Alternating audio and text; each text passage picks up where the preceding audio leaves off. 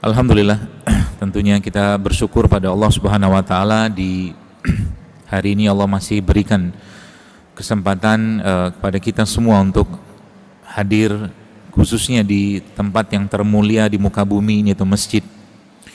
Yang mana kita tahu bahwa setiap hari kehidupan kita ini, jamaah sekalian, hanyalah hari-hari yang kita berkurang sekotak demi sekotak waktu kita tadi untuk kita bersiap bertemu dengan Allah Subhanahu wa taala. Artinya yang paling beruntung adalah orang yang setiap hari dalam kehidupannya dia bahagia bertemu atau bahagia dengan persiapan untuk bertemu dengan Tuhannya.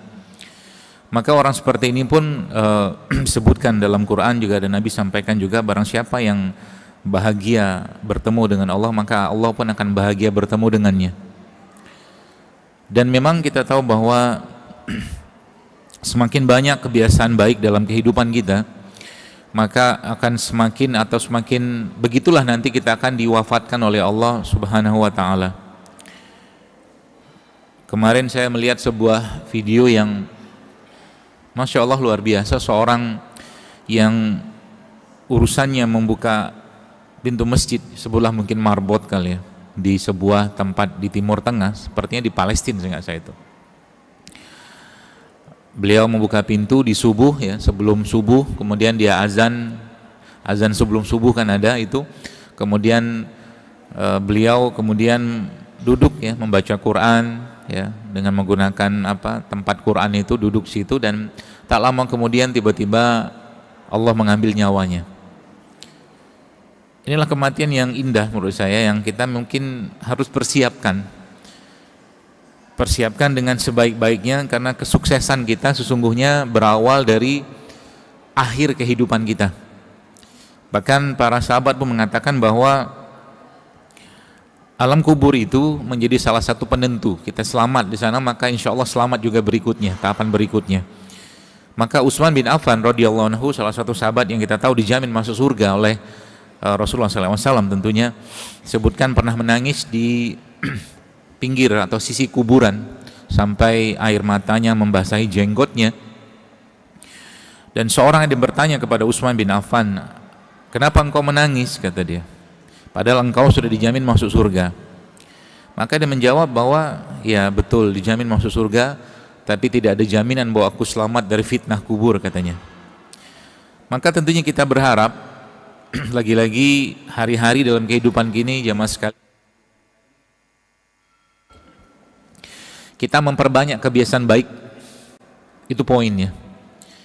Kebiasaan-kebiasaan baik mulai dari bangun tidur kita, kemudian sampai kita mau tidur lagi, itu semakin banyak kebiasaan-kebiasaan baik tersebut, maka insya Allah semakin baik kehidupan kita.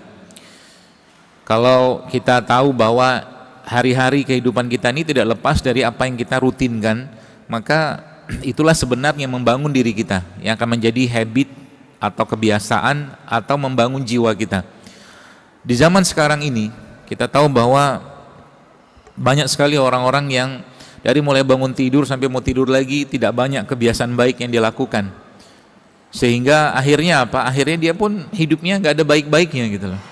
Nggak berpikir untuk orang lain, nggak berpikir untuk maslahat orang lain, seterusnya ngurusin dianya saja belum selesai.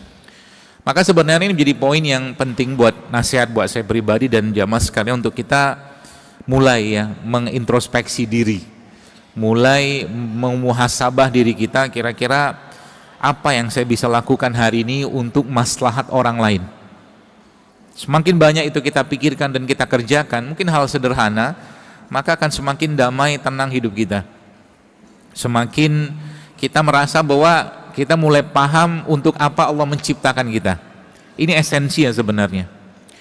Dan nanti tentunya ini semua menjadi satu tema yang kita angkat hari ini berkaitan dengan Allah Subhanahu wa taala sebenarnya telah memberikan kemampuan dalam diri kita itu untuk memperbaiki dirinya sendiri sebenarnya.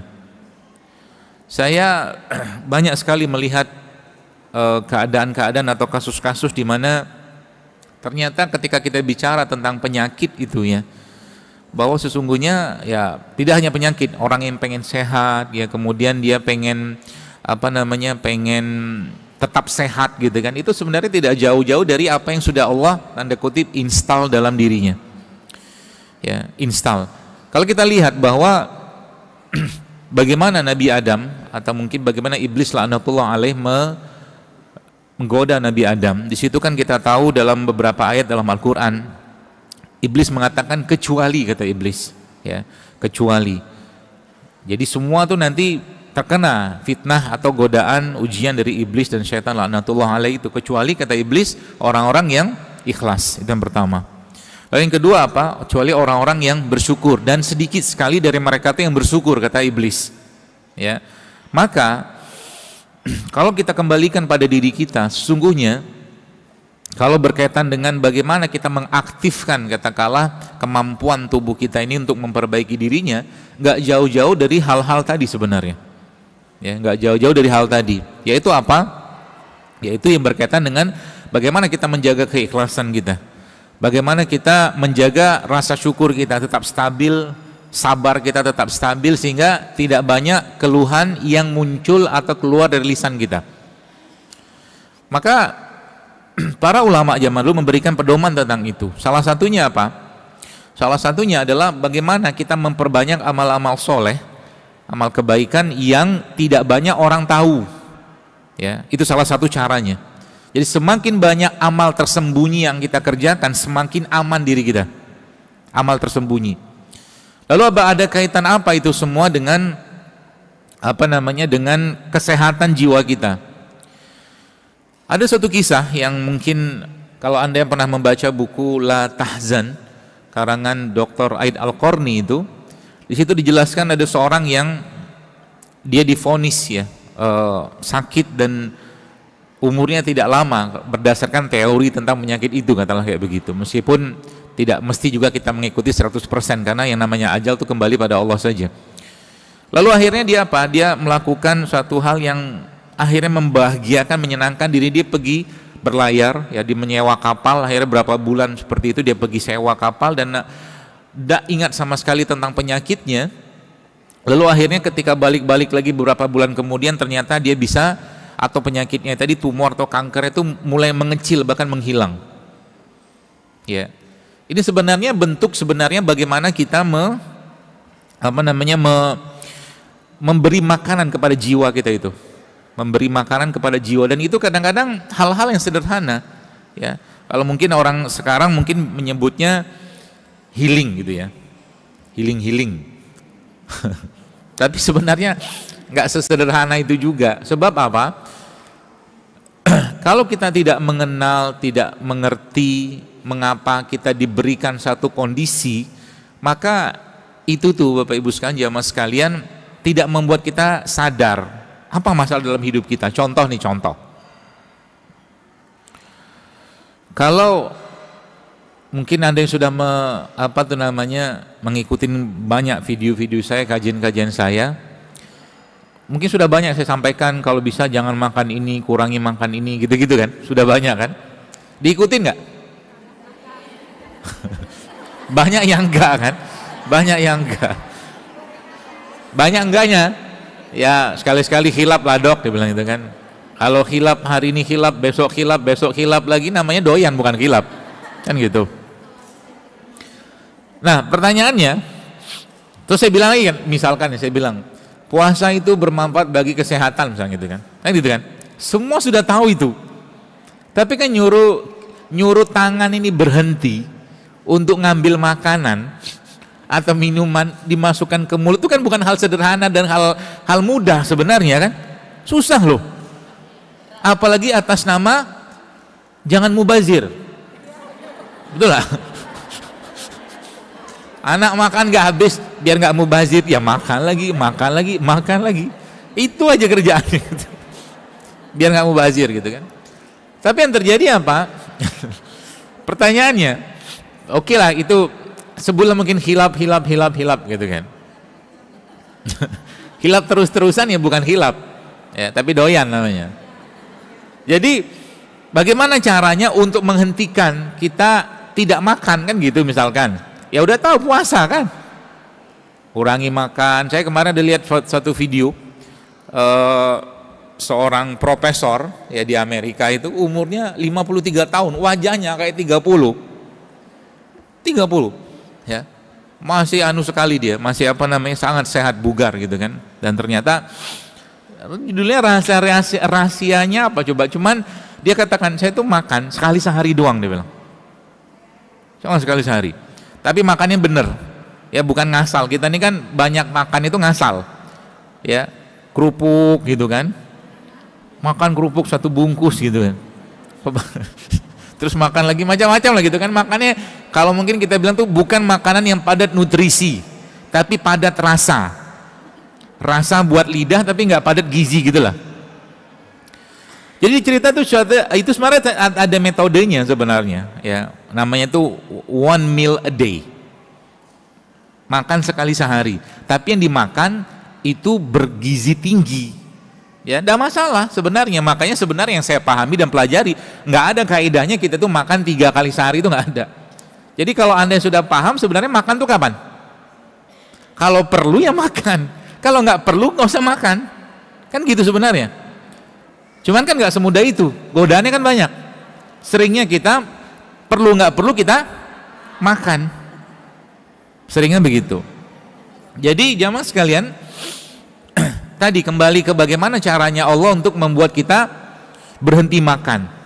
Nah akhirnya kan muncul sakit, misalkan sakit itu, kalau yang paham sakit, apa yang terjadi waktu kita sakit? Kan ditarik selera makan kita, akhirnya apa? Makanan nggak berselera, akhirnya yang terjadi apa? Kan puasa, dipaksa puasa, dipaksa nggak banyak makan yang sebelumnya banyak makan, kan gitu. Oke. Lalu apalagi waktu sakit, apa yang Allah kerjakan dengan tubuh kita, atau apa yang Allah berikan kepada tubuh kita? Salah satunya adalah diperbanyak tidurnya kita, ya kan? Orang sakit kan makannya sedikit, tidurnya banyak, itu kan gaya bayi. Bayi itu kan sebenarnya tidurnya juga banyak, meskipun makan juga banyak gitu ya. Yang maksud saya itu gaya-gaya atau mungkin hal-hal yang sifatnya apa tuh namanya, yang sifatnya itu apa, mendetoks ya, mungkin pembersihan ya, itu tuh sebenarnya sudah ada dalam lagi-lagi diri kita yang sudah Allah berikan ya. Tidur misalkan, kalau kita bahas tidur sedikit, apa manfaat tidur? Atau mungkin nggak usah tidur dulu ya, terlalu jauh. Contoh mungkin matahari, lihat matahari itu, bukan menatap mataharinya sih ya, misalkan itu Bapak Ibu sekalian, jamaah sekalian, itu banyak sekali manfaatnya. Mulai dari apa? Dia bisa merangsang tubuh untuk memicu gen-gen awet muda, itu melihat matahari. Kemudian apalagi, dia bisa memicu untuk memetabolisme hormon, melihat sinar cahaya matahari itu. Makanya ini bukan peringatan tapi nasihat saja, jangan suka sering-sering. Jadi segala manfaat matahari, misalkan dari endorfin, melatonin, hormosis, sirtuin, autofagi, berlimpah manfaat ketika mata kita itu melihat matahari, itu semua tidak akan kita dapatkan kalau pakai kacamata hitam. Paham ya? Kacamata hitam, kecuali Anda memang butuh banget. Tapi kalau saya dari dulu nggak suka pakai kacamata, apalagi kacamata hitam. Kenapa? Ya nggak dapat, akhirnya apa, kan seperti gelap ya, padahal nyerap mata kita tuh nyerap cahaya matahari itu sudah sebenarnya suatu bentuk proses penyembuhan sebenarnya. Ngelihat matahari, ngelihat cahaya ya, bukan lihat matahari, ngelihat cahaya matahari. Bahkan itu menjadi salah satu hal yang sangat sering dilakukan Rasulullah SAW kalau beliau keluar rumah lalu beliau menatap langit, melihat cahaya, melihat langit yang luas itu. Ini bisa dipraktekin nanti kalau pulang, pandangin matahari, pandangin langit ya, dengan cahayanya siang, nanti kan jam 11, jangan lihat mataharinya, lihat cahayanya aja. Itu sambil Anda berdoa. Ada doanya. Apa doanya?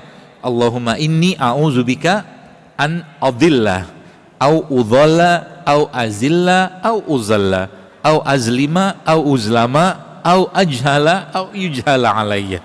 Itu doanya. Nanti di browsing ada kok. Allahumma inni a'udzubika an adilla au udhalla. Aku berlindung padamu dari disesatkan, ya, dan menyesatkan orang lain. Itu doanya. Ini sebenarnya benteng, seperti kalau mungkin kita bilang jampi-jampinya kita. Ya. Jadi sebenarnya doa itu adalah jampi-jampi syar'i sebenarnya. Doa itu. Jadi semakin banyak seseorang itu berdoa, Bapak sekalian, semakin terlindunglah jiwanya, ya, bahkan raganya. Seperti itu. Allahumma inni a'udzubika an adilla au dhalla au azilla au uzalla, dari digelincirkan dan menggelincirkan orang lain, kemudian dari menzolimi au azlima au uzlama, dari menzolimi dan dizolimi orang-orang lain. Ya, dan yang terakhir au ajhala au yujhala alayya. Ya. Dari dibodohin dan membodohin orang lain. Itu doa perlindungan sebenarnya, ya. Dan supaya apa? Supaya hati kita itu sebenarnya dijaga untuk selalu luas hati, ya. Kenapa hati itu harus luas? Karena begini, saya tuh sebenarnya pengen bikin kajian judulnya itu apa ya? Seperti baju yang saya punya. Saya punya baju judulnya feeling deleting. Perasaan dihapus gitu. Jadi ada waktu-waktu tertentu kita itu nggak perlu pakai perasaan terus. Sebab kalau semua dirasa-rasa, aku tuh benci banget sama itu misalkan. Aku nggak suka banget, dia tuh menghina aku, belah, itu nggak pakai perasaan terus. Makanya Nabi membatasin untuk marah. Nabi itu marah, pernah nggak? Marah kalau urusan agama. Tapi pun urusan agama pun Nabi lihat-lihat dulu siapa yang mau dimarahin. Contoh, kayak begini, kita pernah dengar hadisnya kan, Nabi lagi ngisi dalam suatu halaqah dengan sahabat, tiba-tiba ada Arab Badui masuk, datang kencing di masjid, harusnya marah kan, tapi Nabi nggak marah. Dilihat dulu siapa yang harus dimarahin gitu loh. Nah, doa-doa seperti ini Bapak Ibu sekalian, ya, atau mungkin bacaan-bacaan, jadi fungsi sebenarnya itu apa? Fungsi sebenarnya itu adalah untuk melindungi jiwa kita, ya. Jiwa terlindungi, hati terlindungi, iman terlindungi. Kenapa? Sering kalinya kita tuh lupa, ya. Lupa dengan apa? Lupa dengan kita tuh gini loh. Saya sering sekali mendapatkan orang-orang kayak begini, ya. Dia ngaji tiap hari ngaji, ya. Tapi ketika ada suatu masalah, kondisi yang sifatnya itu memerlukan asupan nutrisi ilmu dari apa yang dia pelajari, nggak nyambung, putus dia. Paham nggak? Nah itu sebabnya hari-hari kita itu Bapak Ibu sekalian, jamaah sekalian, perlu minta hidayah. Jadi ketika ada masalah, ilmu yang kita pelajarin itu bisa kita pakai di situ, bukan dilupakan gara-gara was-was. Ya, gara-gara kecemasan. Contoh mungkin di zaman pandemi kemarin, kayak orang lupa tentang ya Allah yang mentakdirkan gitu kan. Ada orang yang mungkin luar biasa terpaparnya dengan virus misalkan, tapi nggak kena juga. Menjaga sih wajib secara ikhtiar kita, cuman kadang-kadang kita tuh lupa bahwa ada Allah yang mengendalikan itu. Makanya sebenarnya tulisan saya kemarin itu yang Anda baca di Instagram, yang ada gambar galaksi segala macam itu tuh kan, sebenarnya tulisan untuk ngingetin gitu loh, bahwa ini ada yang ngatur, ini ada yang urus. Jangan terlalu banyak semua tuh diikutkan dengan perasaan gitu loh. Kenapa? Jiwa kita itu kecenderungannya atau nafsu kita tuh mengajak kepada keburukan, maka dia harus dipakein tali gitu loh, ditarik gitu loh. Contoh mungkin mungkin dalam tema makan saja, antara makan sama tidak makan kita pengennya makan terus, antara tidur sama tidak tidur ya pengennya tidur terus gitu loh, ya. Apalagi macam-macam lah gitu kan, yang berlebihan segala macam. Makanya kalau bicara pada katakanlah pada tema makanan, ketika setan, iblis nggak bisa menggoda kita dalam urusan halal, ya, dia masuk ke bab berikutnya. Tema berikutnya apa? Dia godain kita dalam urusan toyib, kan gitu kan? Toyib juga nggak jalan, dia pakai yang ke berlebihan. itu nggak dipakai lagi, banyak, dia punya banyak strategi luar biasa, ya, sehingga kita tuh lupa bahwa sebenarnya lagi-lagi Allah tuh sudah memendamkan dalam diri kita itu kekuatan itu. Sebenarnya kekuatan yang paling utama justru apa? Justru kalimat yang Allah sampaikan atau tanyakan kepada kita saat kita masih dalam kandungan, alastu birabbikum, aku ini Tuhanmu nggak? Iya, kata kita. Bukankah aku Tuhanmu? Kata Allah gitu kan. Semua bayi yang ada atau janin yang ada dalam kandungan ibunya itu ditanya sama Allah, alastu birabbikum. Terus kita menjawab apa? Qalu bala syahidna. Benar ya Allah, kami bersaksi engkaulah Tuhan kami. Jadi kalau ditanya, ya, kalau ditanya berarti kekuatan yang terbesar dalam diri kita dalam konteks penyembuhan apapun sebenarnya itu kekuatan apa? Kekuatan tauhid, kekuatan akidahnya kita. Itu kekuatan paling utama. Saya katakan wallah, tinggal kita pakai fitur-fiturnya, tanda kutip. Ya, fitur-fiturnya. Apa fitur-fiturnya itu? Fitur-fiturnya itu yang bagaimana tentunya yang Nabi ajarkan. Contoh nih. Keimanan kita, keyakinan kita pada Allah tentunya harus selaras dengan bagaimana Allah menjelaskan dirinya. Menjelaskan siapa sosok zat yang kita sebut Allah itu. Contohnya begini, contoh ya. Nabi menjelaskan bahwa Allah menurunkan 100 rahmat, kata Rasulullah SAW. Satu rahmat itu atau kasih sayang dan cintanya Allah kepada makhluk, kepada kita itu Allah turunkan di bumi dan nanti 99-nya di surga, di akhirat. Kan gitu.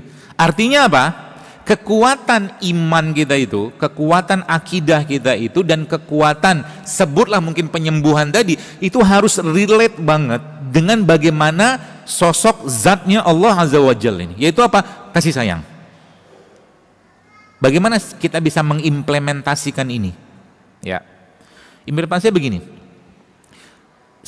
Ketika seorang itu sakit, ya, sakit-sakit berat, ya, stroke, kanker mungkin, atau tumor, atau mungkin ya apalah, jantung, autoimun, segala macam gitu tuh, kalau saya memahami itu pasti ada sesuatu yang kaitannya dengan hatinya dia, emosinya dia, bukan hanya urusannya dengan mungkin sedih, marah, enggak, panjang itu ya, yang itu dia harus benerin dulu. Memperbaiki dengan apa? Dia harus minta sama Allah untuk apa? Memenuhi hatinya dia itu dengan kasih sayang, sehingga apa? Dendamnya udah nggak ada, bencinya udah nggak ada, yang muncul tuh kasih sayang. Itu salah satu contohnya. Bentuknya apa? Bentuk aplikasinya misalkan nih, nanti coba deh kalau ada yang sakit dan masih bisa jalan, ya, coba mulai dipraktekin itu. Apa caranya? Coba ajak mereka itu datangin orang-orang susah, ya, terus mereka yang langsung memberi, ya, mereka yang langsung memberikan, entah itu makanan, uang, apa aja, orang yang sakit tadi itu, sehingga nanti itulah interaksi kasih sayangnya, ya. Bahkan Nabi menjelaskan sebabnya kalian diampuni itu, kata Rasulullah SAW, itu karena apa? Karena orang-orang lemah di antara kalian, karena di situ rahmat dan kasih sayangnya Allah berlimpah di situ, ya. Dan itu kita bisa, meskipun katakanlah tidak sakit kita juga, kalau sakit lebih bagus lagi, kasih sayang, cinta mulai penuh dalam diri kita itu. Sebab apa? Tanpa itu saya katakan berat, bahkan mungkin Allah tidak akan turunkan penyembuhan. Kalaupun ada, itu biasa akan balik lagi. Contoh ya, saya kemarin dapat ada dua cerita, saya mau cerita. Cerita pertama begini. Jadi kemarin tuh ada satu waktu saya pergi, ya. Saya emang salah satu kebiasaan itu, ya, nama juga manusia, kita butuh dicas gitu ya. Ada bapak-bapak jualan air tebu, ya, jualan air tebu. Terus saya mampir gitu kan pas ada ngisi suatu acara di daerah apa Tangerang, Banten itu. Terus saya tanya dia, "Bapak berapa tebunya?" Saya beli nggak banyak, cuma 4 kalau nggak salah saya beli. Satu botol, bukan cup, plastik, ya, plastik mungkin 1/4 kilo itu cuma 5.000.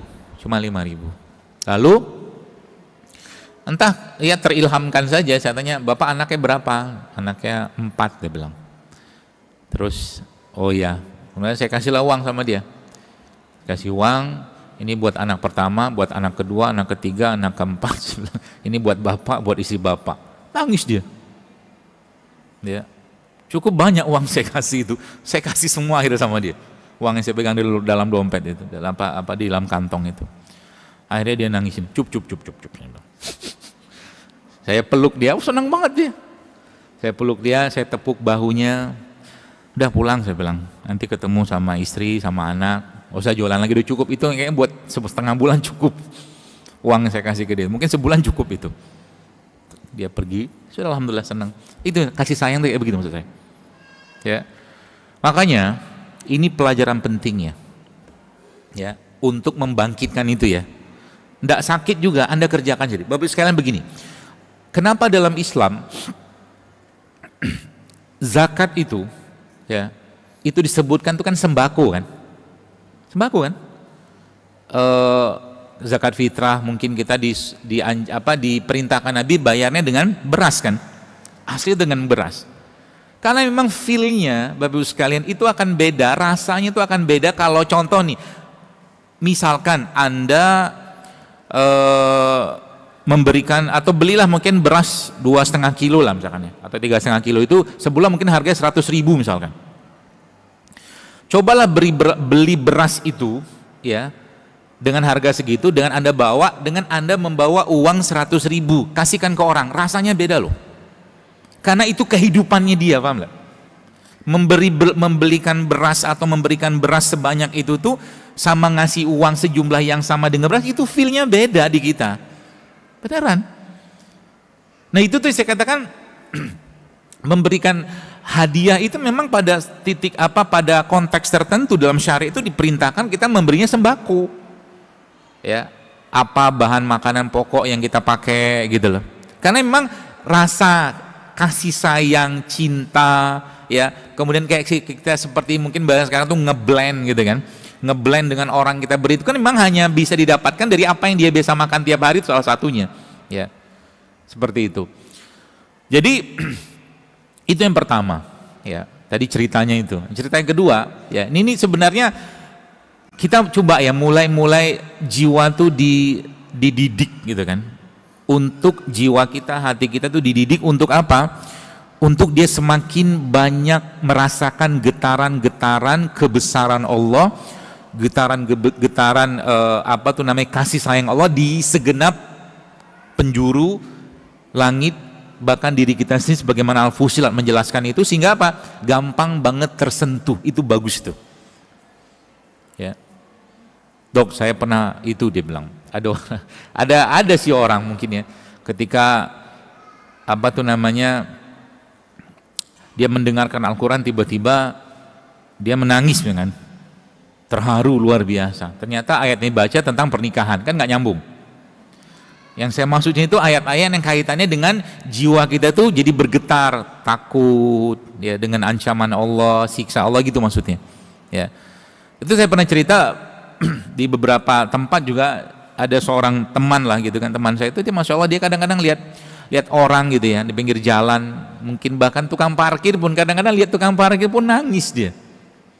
Sampai kayak begitu. Sebenarnya kalau Anda baca satu buku judulnya Tangisan Orang-orang Soleh atau Salafus Soleh, yang penulisnya namanya Ibnu Khudamah, itu bagus buku itu. Orang-orang zaman soleh zaman dulu Bapak sekalian, lihat matahari itu bisa nangis loh. Kira-kira nangisnya kenapa? Kita aja kan nggak mikir, nangisnya kenapa? Lihat aja matahari, apa mau dilihat? Apa mau dinangisin gitu kan? Kenapa bisa kayak begitu? Karena mereka ngerti hadisnya. Mereka ngerti hadisnya. Apa kata Nabi SAW? Di yaumil hisab nanti itu kan matahari didekatkan sejengkal. Jadi rasa mereka dengan akhirat itu sudah dapat gitu loh. Itu poinnya sebenarnya. Sehingga apa? Gak ada yang perlu dikhawatirkan lagi, gak ada yang perlu disedihkan lagi. Contoh mungkin tadi cerita yang pertama itu, ada cerita lagi itu, ada sebuah mungkin pasien gitu kan. Subhanallah Bapak sekalian. Ini kekuatan cinta ya, kasih sayang itu ya. Beliau ini semoga Allah sembuhkan dan sehatkan beliau kembali. Ada tumor segede gini nih. sebesar telapak tangan saya ini, ya, di salah satu bagian tubuhnya. Jadi keluarganya itu subhanallah ya, rame berdatangan ngasih semangat, bahkan ada khusus bagian keluarga yang petugas, bukan petugas sih, sebelumnya petugas yang khusus bikin dia ketawa biar happy ya. Kadang-kadang dipanggil tengah malam si fulan dan fulana ini, suami istri ini, subhanallah, setengah 10 malam minta dipanggil untuk menghibur dia, tapi dia datang, memang dia senyum si pasien ini. Keluarga datang rame, keluarga datang salim. Subhanallah, kemarin saya dapat informasi ini pecah, tumornya pecah, ya. Terus juga rame datang yang menyemangati dia, ngasih ibaratnya perhatian, kepedulian, itu kan kasih sayang sebenarnya kan. Dan itu sebenarnya makanannya jiwa itu, gitu ya. Maka itu harus dicari. Justru malah itu kekuatan terbesarnya diri kita. Karena dari seluruh asmaul husnanya Allah itu kan ada Al-Muntakim ya, Allah yang Maha Menyiksa. Itu kata Nabi SAW yang paling utama cuma 2, Rahman, Rahim. Coba deh kalau Anda baca tentang kajian asmaul husna itu, hanya 2 itu aja. Yang lain itu tertutupi dengan kasih sayang dan rahmatnya Allah. Harusnya itu kita lagi-lagi masukkan dalam diri kita. Bahkan matahari itu, kalau kembali sedikit ke matahari, cahaya matahari itu ternyata dalam kajian penelitian itu bisa membangkitkan hormon bahagia, hormon kasih sayang, endorfin, melatonin, serotonin. Berjemur doang ya, itu fitur di luarnya kita, tapi dalamnya kita tinggal kita ambil bahan bakunya yang kita bisa membuat jiwa kita itu, Bapak Ibu sekalian, jemaah sekalian, itu merasa tadi nyaman. Pada akhirnya apa? Pada akhirnya lihat, pada akhirnya ketika sudah sampai pada titik kepasrahan itu ya, coba lihat doa-doanya para nabi itu, kalau sudah sampai pada titik kepasrahan dan mereka sudah nggak mau mikir macam-macam, itu nggak jauh-jauh dari doa apa? Doa yang urusannya atau mungkin narasi bunyinya itu memuji Allah ya, dan biasanya ada kaitan dengan kalimat tauhid. Contoh doanya Nabi Ayub atau Yunus lah dulu. Nabi Yunus ketika dalam perut ikan besar itu kan doanya memuji Allah. Ibarat kata bahasa saya itu seperti merecall kembali ya pertolongan Allah, kebesaran Allah, kekuatan Allah yang sudah Allah Subhanahu wa taala berikan pada diri kita dengan keyakinan tadi. Nabi Yunus doanya kan la ilaha illa anta subhanaka inni kuntu minaz zalimin. Ada nggak doa minta dikeluarkan? Nggak ada. La ilaha illa anta subhanaka inni kuntu minaz zalimin. Nabi Ayub juga sama. Ya. Doanya apa? Doanya Robbi apa tuh namanya? Lupa pula saya. Wa anta arhamur rahimin belakangnya. Robbi anni massaniyad dur. Kan gitu kan? Ya Allah, aku kena penyakit. Kata Nabi Ayub, orang yang kasih penyakit. Yang kasih penyakit Allah, Allah sudah tahu juga. Kenapa lagi ngomong sama Allah? Kan gitu. Terus wa anta arhamur rahimin, dan engkaulah yang Maha Pengasih, Maha Penyayang. Balik-baliknya ke apa? Ke tadi, ke tauhid, ke akidah, keimanan, kekuatan, keyakinan pada Allah. Apalagi kita sudah tahu. Ya. Dalam surat Asy-Syu'ara sering kita baca, apa itu? Wa iza maritu fahuwa yashfin. Kan itu kan sebenarnya semacam informasi untuk mengingatkan kita, kalau Anda berobat atau sakit segala macam, saya katakan bukan itu yang memberikan kekuatan penyembuhan segala macam, tapi Allah yang berkehendak dan Allah yang mengendalikan itu. Contoh mungkin madu, misalkan madu, kalau Anda baca misalkan ya, kalau kita baca risetnya, penelitiannya apa segala macam ya, udah terlalu banyak manfaat madu kan gitu. Pertanyaan saya sekarang, bisakah madu ini menyebabkan diabetes atau kencing manis? Bisa. Yang pertama gimana? Ya sehari dia minum mungkin 2 liter, 3 liter, bisa, itu paling gampang. Ya, sehari minum 1 kilo, 2 kilo, berlebihan. Kan masuk bab yang tadi itu kan. Nah pertanyaan berikutnya, kalau seandainya itu kita urai lagi, apa yang bisa, kok saya habis madu tiba-tiba gula darah saya naik, ini luar biasa loh, gitu kan. Bisa nggak gitu? Bisa. sebelum minum madu tadi dia udah curiga sama madunya. Dia ngomong, ini jangan-jangan kalau saya minum ini, jangan-jangan kalau saya minum ini naik gula darah saya, kan gitu. Ini naik beneran. Itu kan penyakit was-was, ya. Nggak ada. Kalau yang saya pahami dan saya dapatkan, sepanjang tidak berlebihan dan madunya baik, madunya benar, bukan madu-maduan, ya, ada masalah. Nggak ada orang kena diabetes gara-gara minum madu, nggak ada. Itu yang saya ketahuin. Kalau seandainya dia minum kena kencing manis gara-gara minum madu, itu perlu ditelusuri. Entah dia berlebihan, entah dia mungkin madunya nggak benar. Kenapa mustahil? Kenapa? Allah sendiri menjanjikan di dalam madu itu ada kesembuhan. Tidak mungkin Allah mau mencelakakan kita kan? Kayak begitu. Ya. Nah, jadi kembali ke itu tadi, kekuatan akidah, kekuatan keimanan. Makanya ya, lagi-lagi saya sampaikan, ketika Anda bertemu dengan orang-orang yang sakit atau mungkin kita pun sedang sakit, kalau mungkin bahasa orang-orang sekarang, anak-anak tuh chill out man, gitu loh. Tenanglah gitu loh. Allah yang mengendalikan diri kita, ya. Allah yang mengurusin semua urusan kita, bahkan cuma urusan penyakit secuil itu yang enggak juga selama Nabi Ayub yang 18 tahun Allah sembuhkan, cuman Nabi Ayub itu Allah sembuhkan dengan apa? Urkut, kata Allah. Hentakkan kakimu di bawah tempat tidurmu itu sehingga keluar mata air. Kan sembuhnya begitu mudah. Itu banyak kali saya temukan. Ya, pernah satu kisah, dalam satu pelatihan saya mengajar pelatihan tentang herbal gitu-gitulah. Ada yang cerita ke saya begini, dia bilang begini, "Nok, terima kasih ya." Bukan terima kasih, dia cerita tentang pengalaman dia lah gitu kan. Bapaknya atau ibunya saya lupa itu. Jadi mereka tuh sampai pada titik masalah ginjal, seingat saya lupa penyakitnya apa, tapi intinya dia bilang begini, kita sudah sampai pada titik kepasrahan sepasrah-pasrahnya, kata dia begitu. Lalu apa yang terjadi?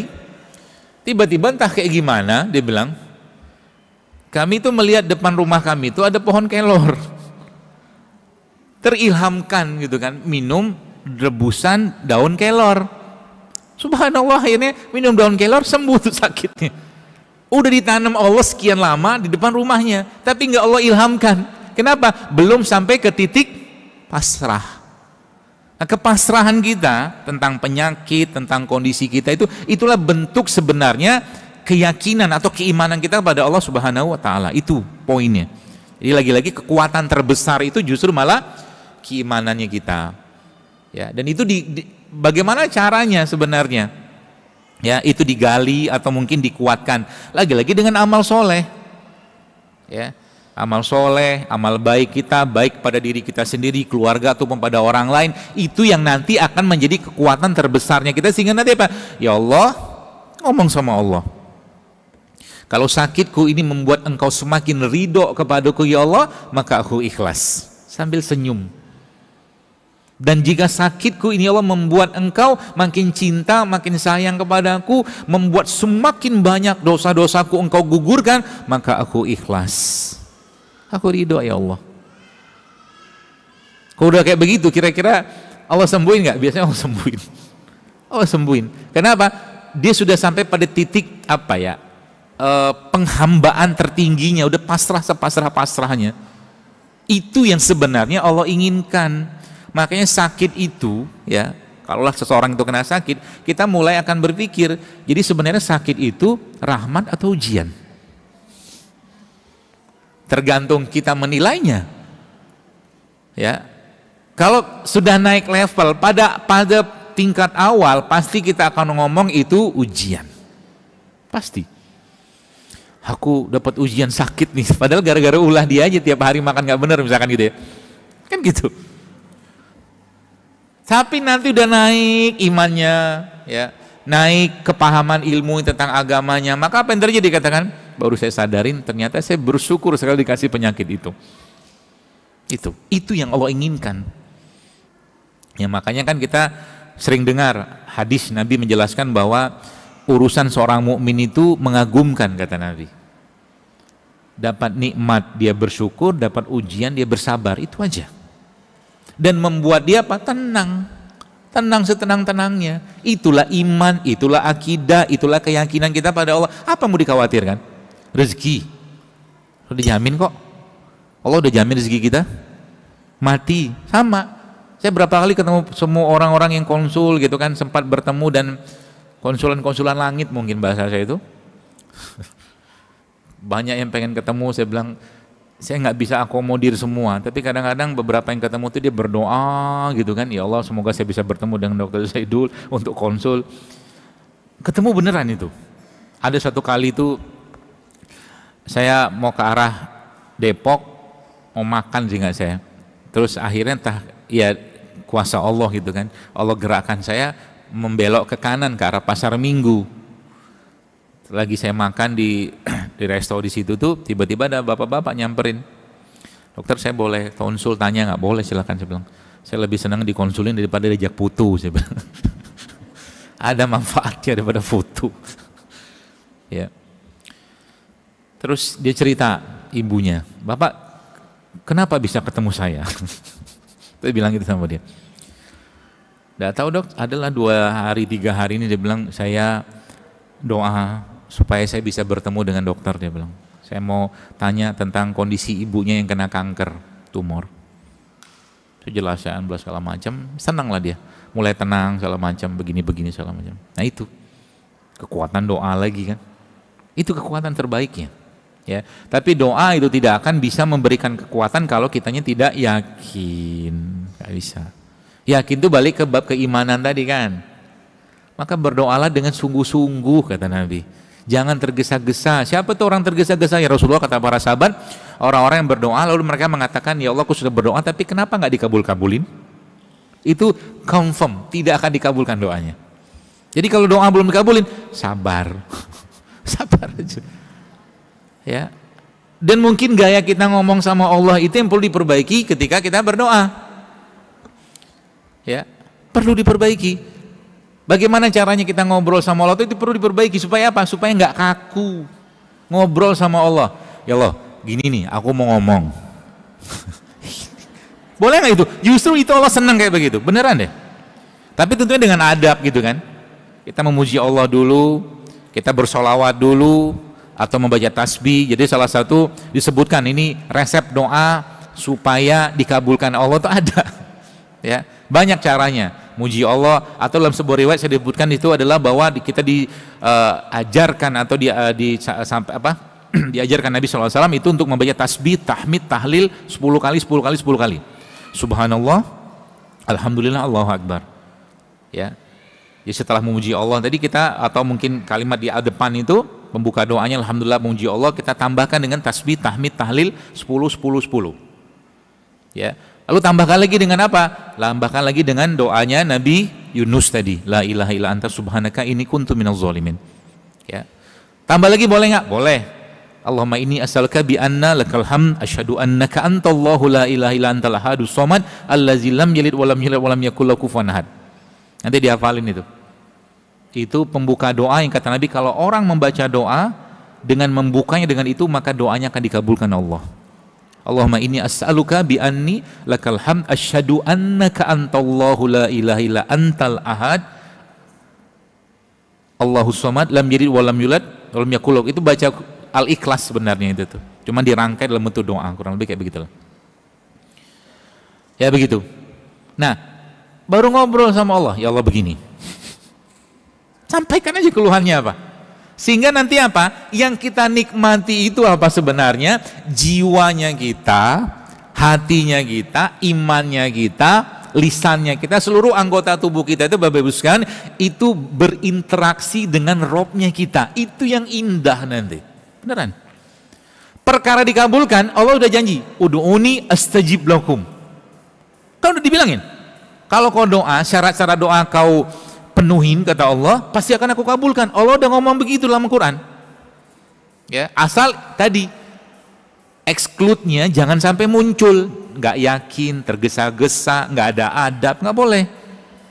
Ya, maka doa-doa para nabi itu, ya, dalam Quran itu doa-doa kayak orang manja-manjaan.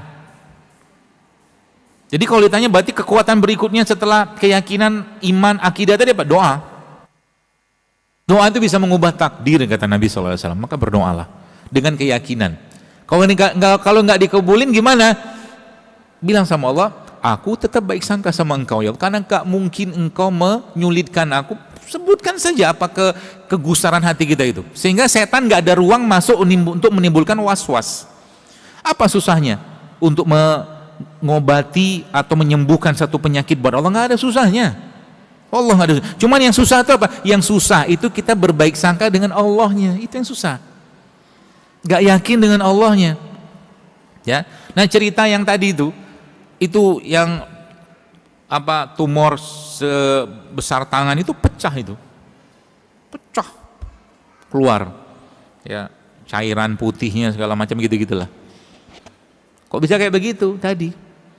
Mulai menerima, mulai pasrah, mulai ikhlas, mulai merasakan kasih sayang, cinta ya. Karena saya sedikit banyak tahu kisahnya beliau ini, seperti itulah. Kekuatan cinta, kasih sayang, kepedulian, dan bahkan apa ya, kalau memang Anda mau tersenyum, tersenyumlah gitu loh.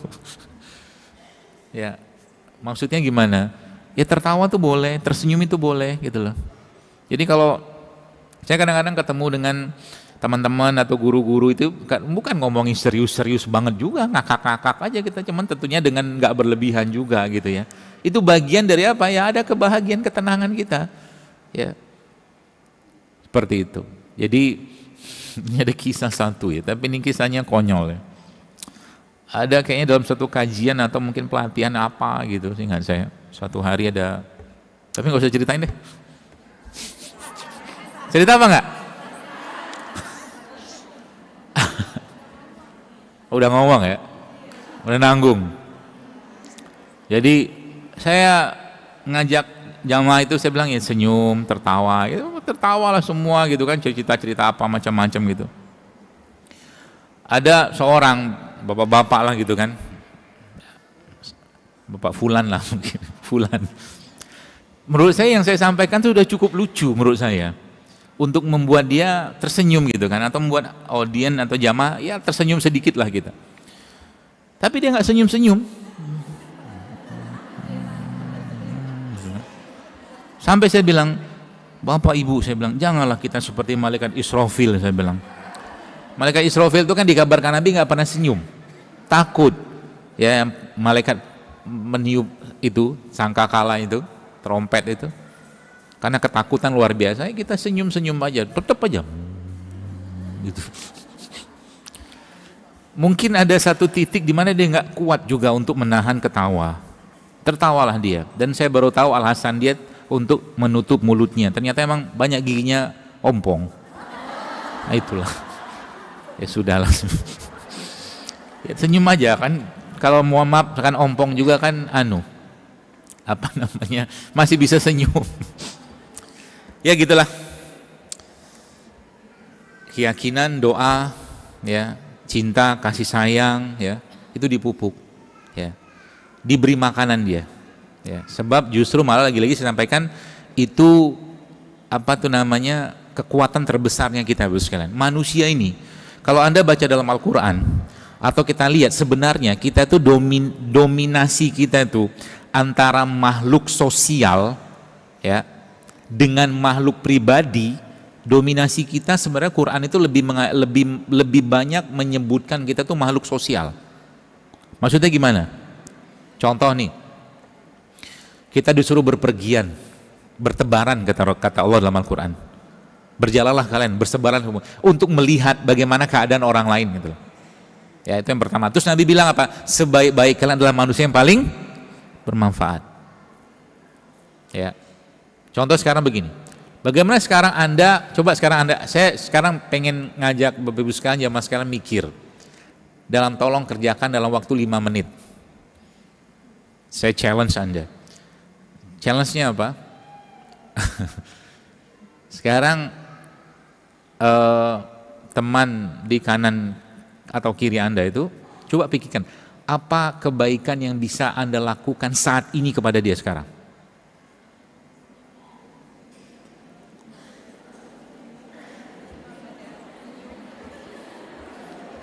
Kebayang nggak? Oke, senyum, coba senyumin. Nah, senyumin. Apa lagi kira-kira? Kasih dia hadiah kan? Saya nggak punya hadiah, Dok. Saya minta madunya untuk kasih hadiah buat teman saya. Boleh nggak? Boleh, ambil beneran, ambil. Ada yang mau? Nah begitu kita dikasih peluang nggak mau diambil. Ada yang mau nih? Ambil tapi kasih buat orang, bukan buat Anda. Coba latihan, ambil. Saya hitung sampai 5, kalau enggak saya tutup penawarannya. 1, 2, 3, 4. Bukan buat Anda ya, kasih temannya. Enggak buat Anda, kasih temannya. Kan temanya berbuat baik. Janganlah jadi pelit pula.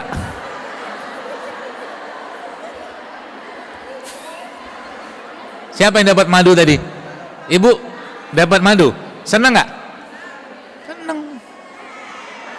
Gitu. Apalagi coba lihat, apalagi nih lihat. Ini kan yang dapat madu tadi nih. Bagaimana kebaikan tuh berputar sini. Itu madunya berputar tuh, saya kasih aja kalian, kasih lagi. Sampai semua dapat megang madunya. Nggak tahu nanti siapa yang akan dapat itu. Keren itu. Kebaikan yang apa? Berantai gitu loh. Tuh. Banyak kan? Contoh. Ya. Makanya yang paling penting dalam sebuah tuh madunya masih belum beredar. Coba beredarin. Saya kasih sampai ke belakang. Kan belakang kasihan nggak dapat. Belum belakang banget, belakang lagi. Terus apa lagi? Itu kan kalau kita ngerti ilmu, sekalian subhanallah ya. Anda lihat madu, padahal saya bab memberi atau bersedekah madu itu saya belum pernah dijelaskan secara spesifik oleh Rasulullah. Tapi bab sedekah oke, memberi. Tapi hadis tentang bersedekah air itu ada. Kenapa nggak diambil? Ada. Coba buka. Ada babnya itu. Bersedekah air itu pahalanya besar. Masya Allah tuh nggak ada yang ngambil juga nih air.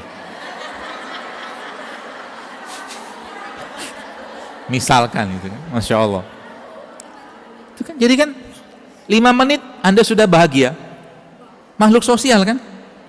Apalagi sebentar Anda nggak tahu di sini tuh, nggak semua orang di sini hidupnya nggak ada ujian. Pasti semua ada ujian masing-masing. Padahal dengan hal sangat sederhana, Anda peluk yang mahram ya, bapak-bapak mungkin berpikir lain. Yang semahram, Anda peluk teman Anda lalu Anda bisikan di telinganya, semoga rizkimu lebih banyak hari ini. Ya doa. Masya Allah kan, indah hidup kayak begitu. Kenapa hidup itu nggak jadi indah-indah? Karena sibuk mikirin diri sendiri. Itu aja. Makanya Nabi udah bilang khairun nas anfa'hum linnas, kan gitu ya.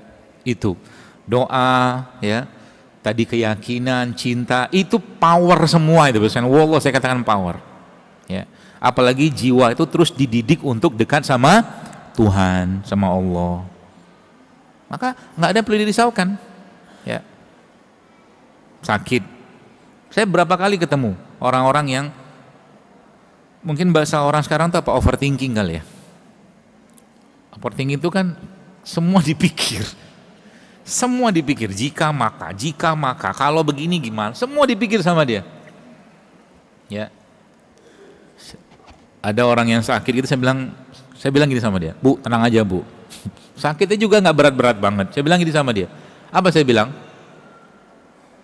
Dengan atau tanpa penyakit ini, ibu pasti mati, saya bilang. Betul kan? Mungkin dia kaget, kok kayaknya sarkastik banget kalimat saya tadi. Tapi akhirnya dia tersenyum, iya benar juga. Terus apa mau dikhawatirin? Kita ikhtiar, yang kasih kesembuhan juga Allah kok. Belum tentu juga berobat sama si fulan sembuh, sama si fulan belum tentu. Kalau Allah belum ridho waktunya sembuh, nggak sembuh-sembuh itu. Sehingga apa? Ngapain menggantungkan diri kita kepada sebab, sedangkan kita punya pemilik sebab yang pemilik tadi tidak perlu sebab. Paham ya? Allah nggak perlu sebab, cukup dengan kun jadi semua. Fayakun, kan gitu. Jadi tenang hidup. Ya. Sampai cerita tentang, jadi gini, saya cerita ya, supaya mudah-mudahan menginspirasi. Ini kita udah lama sebenarnya, tapi saya cerita buat Anda itu, kita itu punya semangat untuk memunculkan apa ya, cinta, kasih sayang, ya rahmat Allah itu kita sebarkan. Dalam suatu acara waktu itu, lama sudah, cukup lama, Ramadan, waktu zaman saya masih suka buka bersama. Sekarang nggak suka lagi buka bersama. Ya, kalau buka di mana? Di rumahnya sama keluarga, karena Ramadan itu bulan keluarga. Ya, kecuali mungkin kita memang ada uzur, ada penting banget, oke lah. Tapi kalau bisa itu lebih baik di rumah sama keluarga. Oke. Ada acara besar yang hadir sekitar 1.000 orang. Oke. Terus saya mikir, saya nggak diundang ke sana. Terus saya mikir, ini apa kira-kira kebaikan yang saya bisa lakukan di sana? Ya. Lalu akhirnya apa? Saya beli kurma 1 dus. Saya bilang saya mau bawa ini untuk nanti diapain. Kita dengar ceritanya. Saya belilah kurma. Kurma itu harganya mungkin 400 ribuan 1 dus. Saya beli 2. Terus saya bilang sama panitia, coba kurma ini dilelang, saya bilang. Hasil lelangannya buat pondok, saya bilang. Dilelang. Sampai tembus kurma itu 10 juta, saya nggak ada. 1 dus itu. Uang kita nggak, semua buat pondok gitu kan. Terus akhirnya apa? Akhirnya terus berlanjut tuh. Ya. Saya bilang setelah dapat itu, Bu, karena itu udah ada 2 orang ibu yang beli itu, beli 10 juta itu. Biar ibu dapat pahala sempurna, saya bilang, kurma ini kita bagiin, saya bilang. Bagiin tuh, semua dapat kurma. Dari 2 orang yang beli kurma tadi itu. Terus subhanallah Bapak sekalian, setelah mereka dapat, dibagikan semua dapat 1, cukup 1. 1 orang dapat 1 kurma. Stop, saya bilang. Kita di sini sebelum Anda makan nanti buka puasa, stop, berhenti dulu. Saya ngomong sama nitianya. Kurma yang Anda mau makan itu, saya bilang, Anda bagikan ke teman kiri atau kanan Anda untuk Anda tukaran kurma, berbagi kurma. Kenapa? Karena memberi makan orang berbuka itu sama juga kita dengan mendapatkan pahala dia berpuasa. Coba lihat. Gitu, kecerdasan kita itu kita harus didik terus. Ya, untuk apa? Mikir kira-kira apa nih kebaikan yang saya bisa lakukan di sini, di tempat ini gitu, sehingga apa, hati kita terus ya apa ya, ngeluping mungkin otak kita itu, mikir apa lagi kita bisa lakukan, kita bisa seperti itulah ya. Jadi itu kekuatan itu bisa, semua bisa lakukan kok, tenang aja ya, semua kita bisa lakukan. Nah kemudian apa lagi selanjutnya Bapak sekalian? Jadi sebenarnya kalau bicara secara keimanan gitu ya, tadi ada doa ya, ada kasih sayang, keyakinan. Sebenarnya dalam tubuh kita sendiri secara fisiknya tadi itu sudah saya jelaskan di awal tadi, dia juga punya kemampuan self healing ya. Self healing kita ini atau kemampuan penyembuhan diri kita ini lagi-lagi hanya bisa aktif dengan syarat dan ketentuan. Contoh, tadi saya jelaskan, ada mungkin ini sudah kita sering dengar juga istilah misalkan tentang autofagi. Autofagi itu kan sel-sel tubuh kita memakan sel yang rusak. Nah itu hanya bisa kita dapatkan atau kita rasakan manfaatnya. Jadi manfaat autofagi itu apa? Banyak sekali ya, saya coba jelaskan ya. Dia bisa membersihkan patogen-patogen dalam tubuh kita. Patogen itu apa ya? Zat-zat atau bahan-bahan atau sesuatu yang berbahaya, mungkin mikroorganisme segala macam. Kemudian apa lagi? Dia bisa menjadi pembakar lemak, autofagi itu. Ya. Kemudian apa lagi? Dia bisa mendegradasi lemak-lemak yang nempel di organ-organ, biasanya misalkan di liver. Dia bisa membersihkan plak di jantung. Kemudian dia juga bisa memperbaiki mikrobiom. Mikrobiom itu bakteri-bakteri yang ada. Ya. Kemudian apa lagi? Dia bisa menurunkan peradangan. Ya. Kemudian apa lagi? Dia bisa memperbaiki menguatkan imunitas. Autofagi itu. Kemudian apa lagi? Dia bisa mengencangkan kulit. Ya, autofagi. Kemudian dia bisa sebagai proteksi stres. Ya, itu manfaat autofagi. Ya. Nah, makanya autofagi itu Bapak sekalian lagi-lagi hanya bisa dirasakan oleh seseorang ketika dia merasakan lapar. Ya, berarti kalau saya nggak puasa gimana? Anda harus kondisikan supaya tubuhnya tidak kaget. Contoh begini, kalau saya nggak mau makan pagi, sebenarnya pagi-pagi tuh saya penganut penganut mazhab tanda kutip yang sebenarnya nggak perlu banget makan pagi. Kalau makan juga Anda harus sangat selektif supaya tidak membebani tubuh. Karena pagi itu sebenarnya saat yang tubuh kita masih tinggi kadar sehingga saya growth hormone. Growth hormone atau hormon pertumbuhan itu hormon yang kaitannya dengan hormon pembersih tubuh kita. Yang munculnya itu ketika malam. Jadi pagi-pagi itu, kenapa banyak orang sekarang paginya menjadi nggak produktif? Karena pagi-pagi sudah berlimpah dengan asupan gula. Ya, sudah sering saya jelaskan itu. Nasi lah, tepung, segala macam, gula apa itu. Makanya pagi-pagi itu coba mulai biasakan tidak konsumsi sesuatu yang berkaitan sama terutama gula olahan. Ya, kalau tetap pengen makan apa? Makannya protein.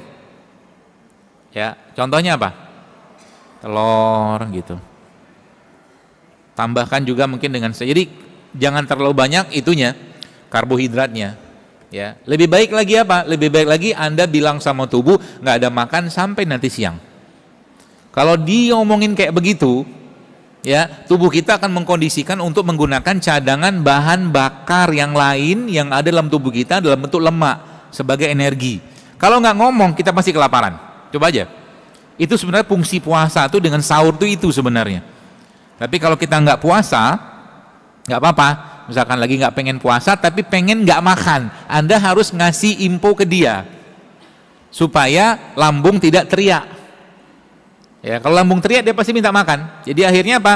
Makan lagi, apalagi nih godaan camilan itu kan gede banget. Sesuatu yang manis itu godaan besar sekali. Ya akhirnya apa? Kita nggak makan yang padat gizi, tapi justru malah yang tinggi gula. Itu, ya. Nanti siangnya baru makan. Atau kalau perlu disetting lagi. Ya, disetting lagi apa? Disetting lagi sampai sore mungkin nggak makan, nggak apa-apa. Jadi makannya sekali aja misalkan.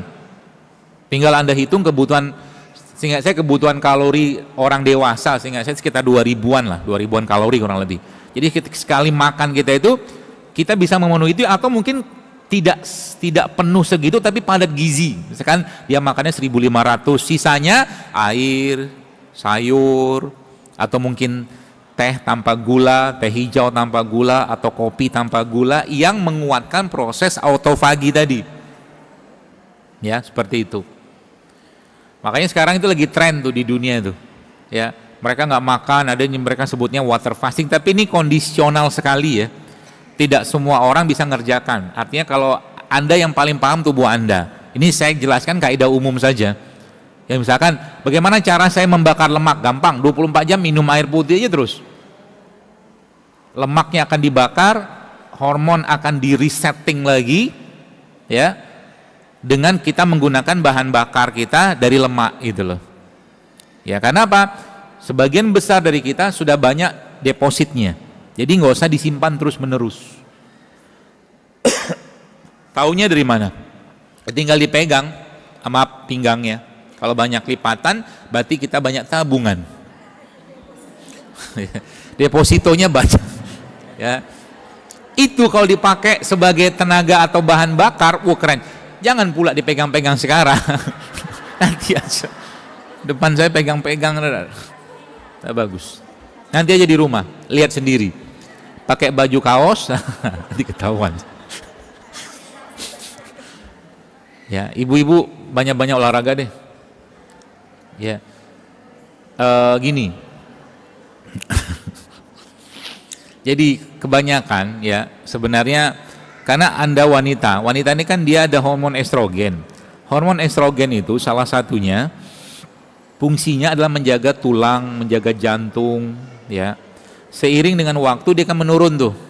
Kalau dia nggak dilatih Anda dengan olahraga, ya, akhirnya hormon itu akan tetap turun, tapi akhirnya jantung dan tulangnya itu akan menurun kemampuannya. Makanya banyak wanita-wanita ya, perempuan itu dia mulai mengalami nyeri tulang, sendi, keropos itu 40 tahun, 45 tahun ke atas lah gitu kan, ketika hormonnya sudah mulai kurang. Nah makanya itu bisa diatasi dengan apa? Dengan Anda mulai latihan. Latihan apa? Olahraga. Olahraga apa? Apa saja. Kemarin saya ngelihat terscroll gitu ya. Ada seorang ibu-ibu lah, pakai jilbab, saya cuman lihat ini siapa kok rajin banget olahraga. Kagum saya. Dia ngangkat namanya deadlift. Deadlift itu ngangkat barbel ya. Saya lihat ini kan 20, 30, 50, 7 sampai 110. Kuat dia. Tapi nggak gemuk loh, nggak sterek badannya. Oh ini, saya bilang ini ibu udah tahu investasi masa depan, saya bilang. Jadi olahraga itu investasi masa depan Anda, untuk masa depan Anda tulang nggak keropos-keropos, badan tetap fit. Makanya mulai sekarang usahakan, kalau bahasa saya itu go sweat every day. Go sweat. Go sweat itu apa maksudnya? Berkeringatlah tiap hari. Entah Anda jogging kek, Anda mau sepedaan kek, Anda mau walking kek, jalan kek, apa aja, go sweat every day 30 menit sehari. Mulai dibiasakan. Ya. Dan olahraga sejatinya bukan cuman sekedar, itu menariknya. Jadi kenapa urusan tentang olahraga itu dalam Islam itu bahkan dibahas loh. Ya. Kalau kaidah umumnya Allah lebih mencintai mukmin yang kuat daripada mukmin yang lemah. Ya. Salah satunya dengan cara apa? Ya tadi olahraga. Kenapa? Karena olahraga itu salah satu cara paling mudah kita untuk membangkitkan atau memicu produksi hormon bahagia. Anda pernah lihat nggak orang lagi jogging atau mungkin sprint atau naik sepedaan nangis gitu kan? Nggak ada. Ya nggak ada. Olahraga tuh pasti memberikan kebahagiaan, apalagi olahraganya bareng-bareng teman ya, kita tentunya tetap terjaga aurat ya, seperti itu. Itu masya Allah efeknya luar biasa. Jadi kalau lagi hati perlu hiburan, pergi olahraga. Apa aja olahraga yang terserah deh. Ya. 30 menit sehari diusahain.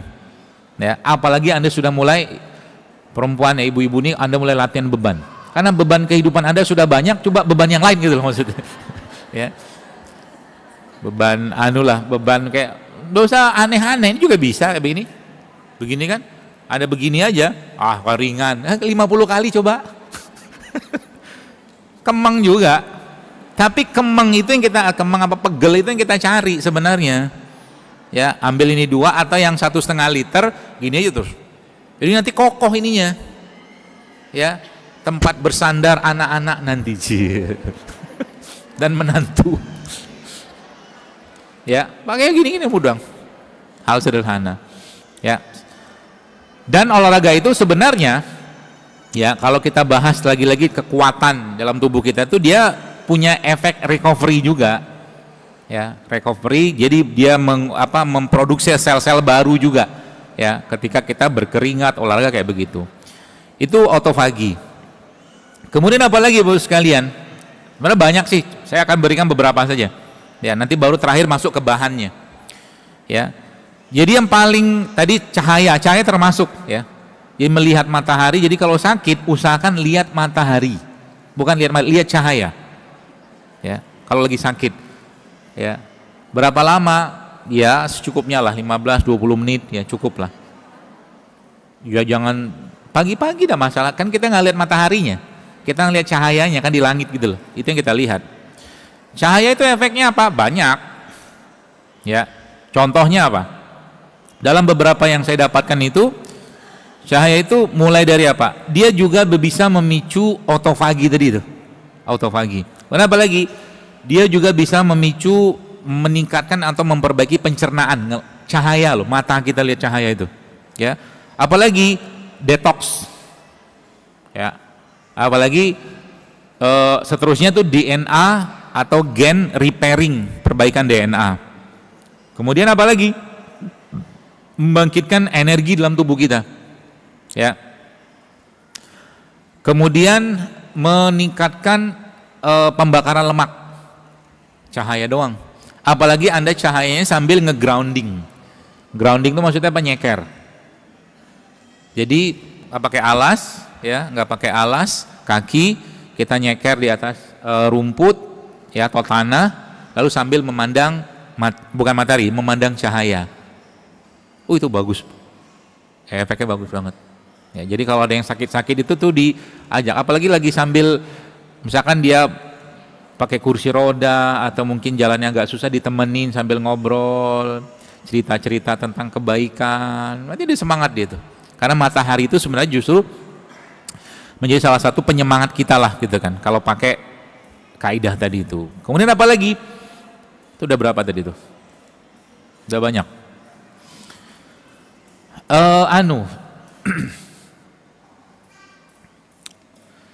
Namanya tuh jam biologis. Jam biologis, circadian clock namanya. Circadian clock itu apa Bapak sekalian? Jadi tubuh kita itu sebenarnya sudah punya waktu-waktu tertentu dia untuk memproduksi hormon-hormon, ya. Dan hormon yang kaitannya dengan perbaikan, detox, repair apa segala macam itu paling banyak dihasilkannya di malam hari, ya. Jadi paling banyak dihasilkan di malam hari. Maka kalau tidak ada uzur, coba mulai latihan habis isya tidur. Kalau tidak ada uzur, ya, dalam arti Anda tidak ada kewajiban atau hal-hal yang harus Anda lakukan, coba mulai biasakan habis isya itu tidur. Terus kalau saya punya kerjaan gimana? Kalau saya punya PR, kerjakannya di malam hari. Di malam hari. Percayalah Anda tidak akan ngantuk kalau tidurnya cukup. Ya.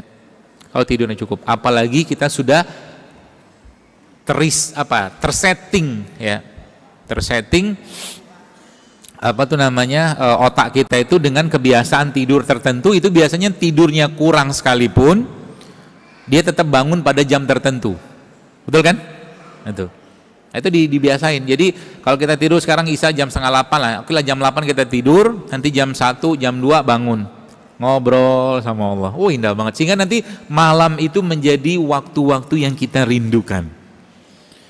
Apalagi Anda bangunin suami atau suami bangunin Anda, udah dibiasain. Itu cara sehat paling mudah, bangun malam. Dan Nabi sudah jelaskan sholat malam, apalagi Nabi jelaskan sholat malam itu kata Nabi SAW bisa mengusir penyakit, kata Nabi.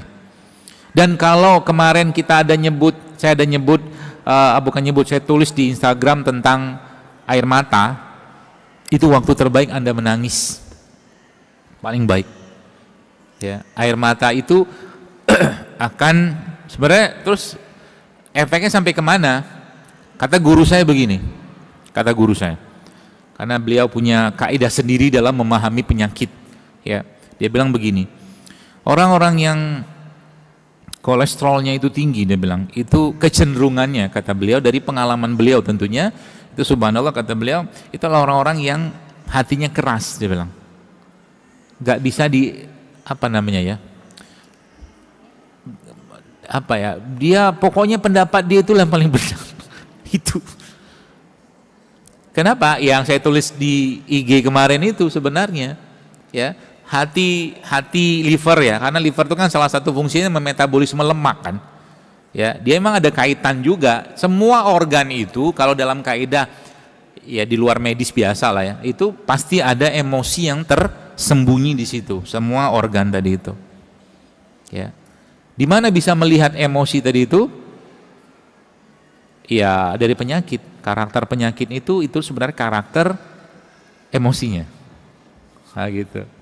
Karakter penyakit seseorang itu adalah karakter emosinya.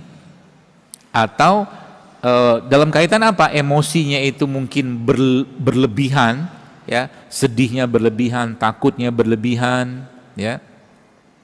Apalagi marahnya berlebihan, dendamnya berlebihan, maka pasti akan ada konsekuensi buat organ di dalam tubuhnya. Makanya kita harus punya standar hidup kalau mungkin kaitannya dengan orang lain. Maksudnya apa? Kalau diomongin sama orang lain, Anda sudah mulai harus pakai tadi feeling dilating. Gak usah pakai rasa. Lu mau ngomong apa juga, sok, silakan. Gitu loh. Itu maksudnya. Gak usah pakai perasaan. Biarin aja dia ngomong, suka-suka aja. Makasih ya. Nah, gitu-gitu loh. Supaya apa? Anda atau kita tidak merasa teraniaya, terzolimi. Kan doa tadi itu. Allahumma inni a'udzubika an azlima au uzlama, kan menzolimi dan dizolimi orang lain. Menzolimi itu penganiayaan, yang dianiaya nanti apa? Bahasa konotasinya itu nanti akan terjemahkan dalam tubuh kita dalam bentuk organ itu akan menderita, gitu loh kurang lebih. Ya. Macam-macam penyakitnya. Ya. Kenapa? Karena memang sudah diajarkan atau sudah disampaikan Nabi. Pengendali emosi organ-organ ini siapa? Ini. Jantung mungkin kalau organ fisiknya. Kalau pakai bahasa ruhiyahnya kolb. Dia mengendalikan semua. Contoh, saat Anda cemas itu perasaan nggak? Bisa makan nggak? Nggak bisa. Bisa. Makan enak, mau nggak makan nggak enak, apa aja nggak bisa. Lagi cemas nggak bisa. Lagi takut juga sama. Maka kaidah-kaidah bagaimana mengatasi ketakutan, kecemasan, kesedihan itu dalam syariat diatur. Contoh mungkin takut. Bagaimana cara mengatasi takut? Pernah tahu? Kalau lagi ujian, takut nggak? Takut kan? Takut kita. Tapi apakah Anda mundur? Nah, jadi ngobati takut itu apa? Justru dilawan takutnya. Diterabas mungkin bahasa kita sekarang. Itu obat paling terbaiknya. Takut apa? Takut ini, takut itu. Kerjain aja. Nanti ketika Anda sampai sudah melakukan itu, takutnya hilang, yang muncul PD. Ya. Kalau PD-nya itu karena keimanan, itu malah justru itu yang terbaik. Para sahabat waktu perang Badar takut nggak? Takut. Waktu perang Badar mereka takut loh. Waktu perang di surat Al-Anfal itu ya, digambarkan Allah bagaimana keadaan hati para sahabat di surat Al-Anfal. Ya, yas'alunaka 'anil anfal. Ya, harta rampasan perang itu kan menceritakan tentang perang Badar sebenarnya salah satunya. Tapi surat itu menarik. Surat itu dijadikan Allah urutannya bukan berdasarkan urutan peristiwa, tapi urutan perasaan para sahabat. Coba aja lihat urutannya. Jadi nanti dari 1, nanti 2, 3, berapa itu nanti naik dia ke 40, ayat 40. Ya, apa yang Allah berikan saat itu cara untuk menghilangkan ketakutan para sahabat. Surat Al-Anfal itu menjelaskan. Salah satunya apa? Allah turunkan hujan. Di hujan itu punya fungsi dalam Islam yang disebutkan Allah dalam Al-Qur'an. Dia menghilangkan ketakutan. Dia menguatkan hati kalian. Dia menyatukan hati-hati kalian.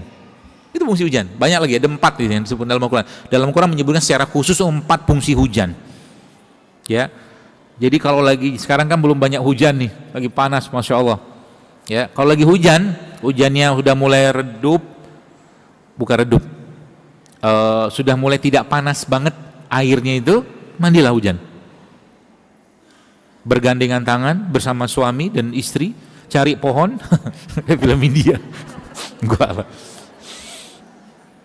itu salah satu cara ya untuk apa? Untuk menguatkan hati kembali. Itu Al-Quran yang bilang. Dia akan mengikat kembali hati-hati kalian. Kata Allah dalam Al-Quran seperti itu. Itu fungsi hujan, menghilangkan takut, ya, masya Allah kan? Itu fitur-fitur di alam semesta, ya. Apalagi kalau Anda kalau saya apa bahasa itu, ada gila-gilanya sedikit gitu lah. Apa gila-gilanya?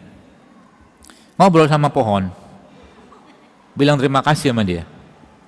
Makasih ya, udah bantu kami menghirup oksigen dari fotosintesis. Benar kan? Kira-kira dia paham nggak? Paham. Kenapa saya bilang saya paham? Orang pohon di zaman Nabi SAW itu kurma itu menangis. Ada loh kisah pohon kurma menangis waktu dia tidak dijadikan lagi sandaran buat Rasulullah SAW pohon itu menangis. Saya nggak tahu nangisnya gimana. Cuman sahabat seperti mendengar orang menangis. Wallah, ada hadisnya itu. Beneran. Jadi mereka tuh makhluk hidup. Ya. Kadang-kadang saya ngobrol sama dia. Masih ya. Kunyit-kunyit itu sudah berapa kali saya ajak ngobrol itu. Kunyit, jahe gitu kan. Ada gila-gilanya sedikit, tapi ya nggak gila beneran. Karena emang mereka makhluk hidup. Itu loh. Pohon, apa aja, air bahkan sebutkan Allah, wa ja'alna minal ma'i kulla syai'in hayy, kata Allah. Dan kami jadikan air, dari air itu segala sesuatu itu hidup, kata Allah. Berarti airnya hidup kan?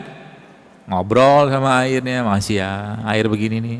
Ya Allah, makasih atas air ini. Akhirnya kalimat-kalimat kita tuh jadi apa? Jadi doa. Gitu. Jadi air. Jadi kekuatan penyembuhan tuh kalau masuk ke bab temanya fisik, air. Ya. Kalau suatu itu hidup, makanya ada istilah water fasting. Jadi 24 jam dia nggak makan, air putih aja. Ya, seperti itu. Kemudian apa lagi Bapak sekalian? Nah, ini ilmu baru. Saya baru diturunkan ilmu ini. Namanya intisel. Ilmu tentang intisel. Ya, nanti Anda bisa pakai dan buat sendiri di rumah. Saya mau share hari ini. Karena saya sudah bilang sama guru saya itu, saya butuh ilmu kerakyatan dan keumatan. Karena kalau ilmu dia, ilmu kelangitan semua. Terlalu tinggi. Jadi pernah dengar istilah stem cell ya, intisel gitu ya. Itu kan mahal itu. Sekarang banyak orang suntik pakai itu kan. Tapi yang beberapa tuh malah justru dari bahan yang tidak halal. Ya. Nah, jadi stem cell ini ya kita bisa buat dari mana dia?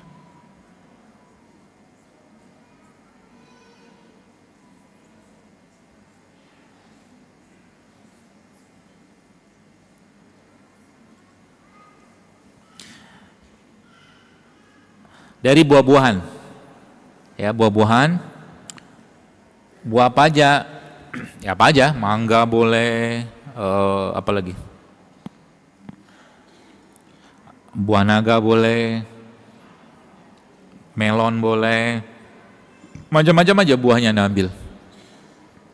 Kemudian buah itu Anda blender. Tapi harus banyak soalnya. Kalau mau total itu karena dapatnya sedikit, ya. Totalnya 10 kiloan. Cari buah-buah murah aja, ya.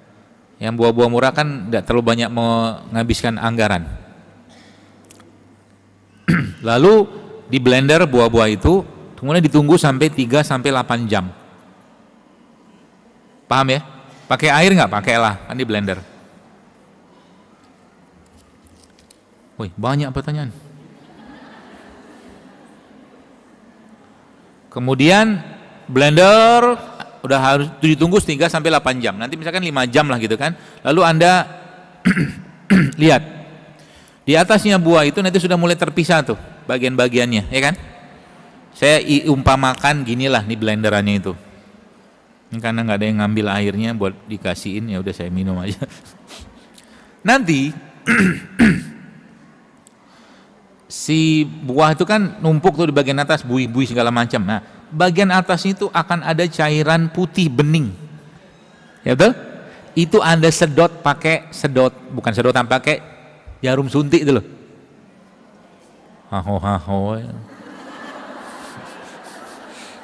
Oh. Kebayang ya? Itu stem cell-nya. Dikit banget. Kalau saya belum ngerjain, tapi saya sudah kasih ilmunya, saya turunkan kepada Anda. Itu stem cell. Jadi nanti itu diambil cairan bening itu, kayaknya kalau 10 kilo tuh cuman jadi berapa mili gitu loh. Jadi dikit banget. Ya. Itunya diapain? Buahnya. Bisa jadi pupuk, bisa. buat bahan pupuk bisa, atau kalau belum dia agak aroma ya minum aja, nggak apa-apa airnya itu. Nah itu yang bening itu Anda diambil pakai, bayangkan ini bukan sedotan sih ya, jarum ya, spet gitu ya, sedot gitu. Nah itu kalau itu buat flek muka keren. Oh ya Allah, ya Allah. Kalau sudah urusan kecantikan cepet banget responnya ya. Dioles. Ya, dioles. Itu. Nah itu, jadi sebenarnya buah-buahan itu inti selnya itu nggak banyak. Inti selnya nggak banyak. Inti sel pada buah-buahan itu justru malah letaknya ada pada biji. Misalkan kayak mangga. Mangga tuh kalau Anda makan mangga, karena bijinya kan, di dalam biji tungkupnya itu kan ada biji lagi kan. Nah itu intinya tuh. Itu kalau Anda mau makan bagus. Rasanya agak-agak sepet memang. Tapi bagus. Itu intinya. Jadi dalam kuliah goib terakhir saya itu, nggak kuliah beneran, bukan goib. Kalau kuliah goib kan kuliah online, saya bilang kuliah goib itu. Itu ternyata memang itu tadi, stem cell itu kalau sakit minumnya sehari 100 mili, 100 cc. Kalau nggak sakit hari-hari ya dihemat-hemat aja. Karena dikit ya bahang itu kan. Jadi salah satu buah apa sayur ya? Buah lah ya. Yang paling atau seluruh selnya itu adalah sel inti. Nah nih keren. Mau saya kasih tahu. Itu ternyata kurma. Kurma itu seluruh selnya adalah intinya.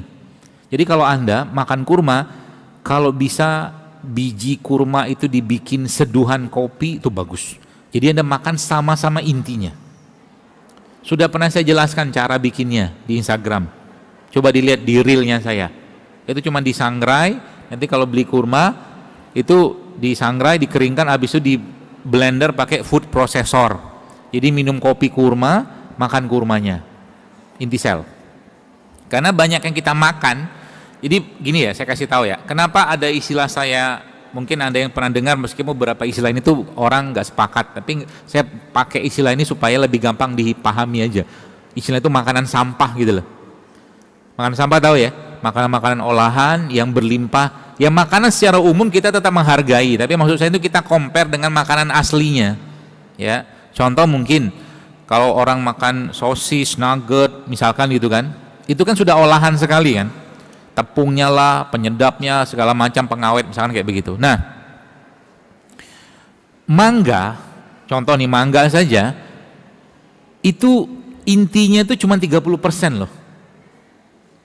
Ini real food ya, buah asli.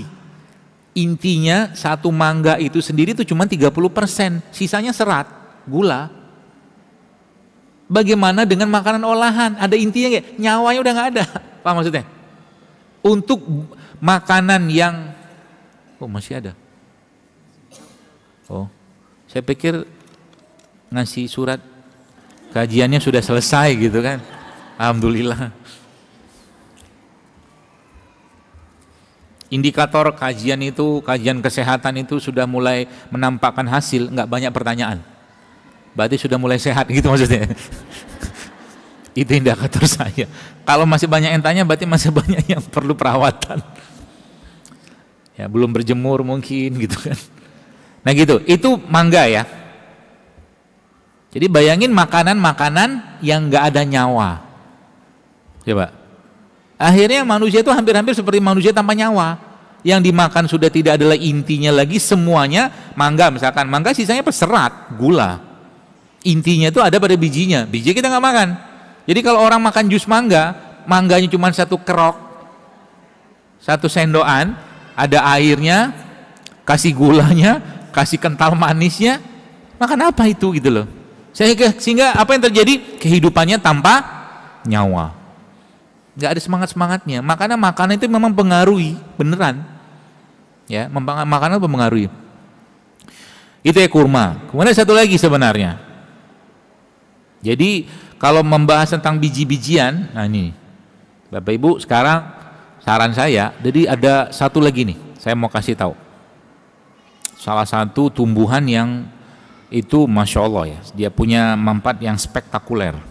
Baik untuk tanah ataupun dia punya kandungan pada bijinya. Yaitu apa? Biji bunga matahari. Kuaci ya? Itu bagus. Ya, biji bunga matahari. Ya, tapi cari kuaci yang sehat. Jangan pakai penyedap. Di depan belum ada yang jual. Di bazar depan belum ada yang jual biji bunga matahari. Karena sekarang banyakkan kuaci-kuaci pun kasih pemanis buatan lah. Aduh, saya bilang. Coba bikin kuaci sehat. Kuaci inti. Kan kuaci itu atau biji bunga matahari itu inti selnya banyak sekali. Ya, itu.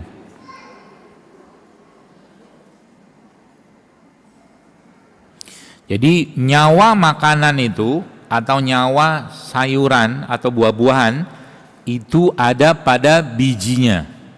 Paham ya? Kalau kalimat ini saya teruskan, maka carilah makanan buah atau sayur yang ditanam pakai biji. Jadi jangan merasa sudah jadi orang kota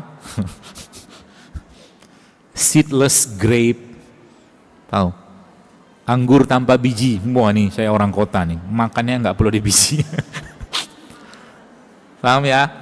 Jadi kalau mau beli buah, sayur, carilah buah dan sayur yang ada bijinya, yang ditanam pakai biji. Zaman dulu, lihat, zaman dulu itu apa tuh namanya, pisang kepok, bijinya gadang-gadang, gede-gede, ya kan? Sekarang, karena tanah kita itu sudah kacau, jadi tanah rusak, otomatis buah pasti rusak. Nggak sesuai dengan harusnya. Ya, saya kemarin itu dikirimin mangga podang. Kalau yang orang Kediri, Jawa Timur tuh tahu tuh. Saya posting doang. Sebenarnya saya mau bawa hari ini, tapi qadarullah lupa. Itu mangga kayak dikasih parfum. Wanginya Masya Allah. Saya taruh di mobil, wangi semerbak mobil saya. Mangga podang namanya. Itu kalau daerah Blitar, Jawa Kediri gitu, kalau lagi musim-musimnya itu 7.000, 8.000 sekilo. Tanpa karbit. Makan itu ya Allah enak banget Masya Allah. Ya, kemarin masih ada di rumah sedikit. Tapi saya mau makan sendiri. Kenapa saya makan sendiri? Karena sudah saya banyak bagi ke orang. Ya, jadi nggak bagi-bagi buat Anda lagi. Ya. Gitu ya. Nah, itu aslinya begitu. Ya, makanan-makanannya inti. Nah, makanya tadi kan udah kuaci itu, makan kuaci, kurma, ya. Satu lagi itu sebenarnya nanti kajian berikutnya aja. Bapak Ibu, ini sekedar melihat keadaan alam kita. Anda tahu ikan sapu-sapu nggak? Kenal? Ikan sapu-sapu tuh mulutnya moncongnya di mana? Bawah loh, dulu di depan. Coba tanya. Dulu aslinya kata guru saya, ikan sapu-sapu itu moncongnya itu di depan. Bukan di bawah kata dia.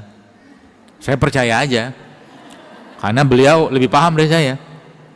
Jadi gara-gara kerusakan yang masif luar biasa, terjadi perubahan genetikanya ikan sapu-sapu itu karena rusaknya air itu sekarang.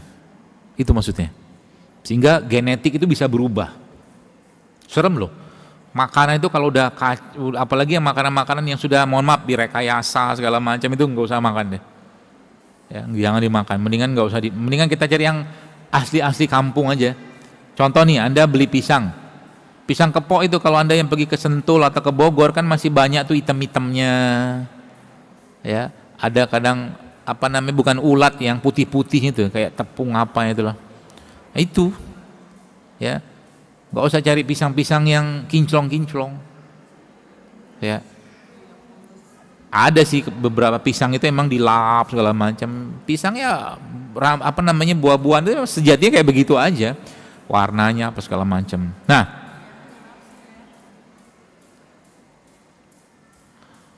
apa lagi ya? Nanti kajian berikutnya saya kasih resep yang lebih canggih lagi. Tapi sekarang cukup itu dulu. Satu lagi, nah ini dia nih. Satu lagi ini dari kemarin beberapa waktu lalu itu yang saya dapatkan ya dari beliau itu salah satu sumber ini. Kalau kita bicara tentang penyembuhan ya, kalau babnya tentang penyembuhan maka kita butuh bahan-bahan bakunya. Ya, bahan baku tadi sudah intisel ya, intisel segala macam saya jelaskan tadi. Kemudian dari biji-bijian. Jadi biji-bijian itu Anda mulai perbanyak makan. Ya, termasuk ada satu bunga yang dia punya antioksidan tinggi, intiselnya juga banyak, dan dia juga punya efek relaksasi. Ya, ada dua nih. Ini coba Anda nanti mulai konsumsi. Yang pertama itu bunga lawang. Yang bintang itu, star anis, ya kan? Satu itu, yang kedua bangle. Bangle tahu ya? Itu saya dulu awalnya menduga salah satu rimpang terbaik itu adalah kunyit. Iya sih terbaik. Cuman di atasnya kunyit itu justru malah yang saya tanyakan waktu itu adalah justru malah bangle ini. Rasanya agak-agak pahit sih. Ya. Dulu biasanya bangle itu digantung. Betul kan? Buat ngusir-ngusir makhluk-makhluk gitu kan? Iya betul gak? Anda tahu kenapa nggak? Karena memang dia punya aromanya itu. Nah, aromanya itu memang efek aromatiknya itu tuh kuat. Jadi nggak disukai oleh makhluk-makhluk itu gitu loh. Intinya itu. Jadi bukan karena banglenya itu punya kemampuan magis dia ngusir makhluk, bukan. Gantungannya kayak begitu. Ya, bangle itu. Nah, itu dimakan, konsumsi itu bangle. Berarti boleh single nggak usah single, campur aja.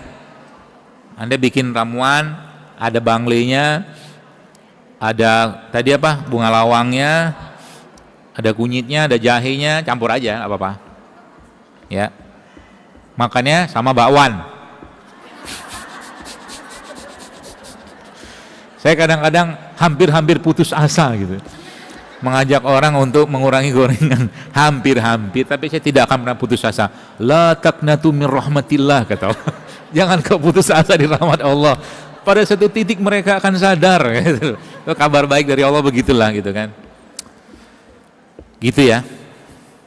Kita sampai jam 11, sedikit lagi.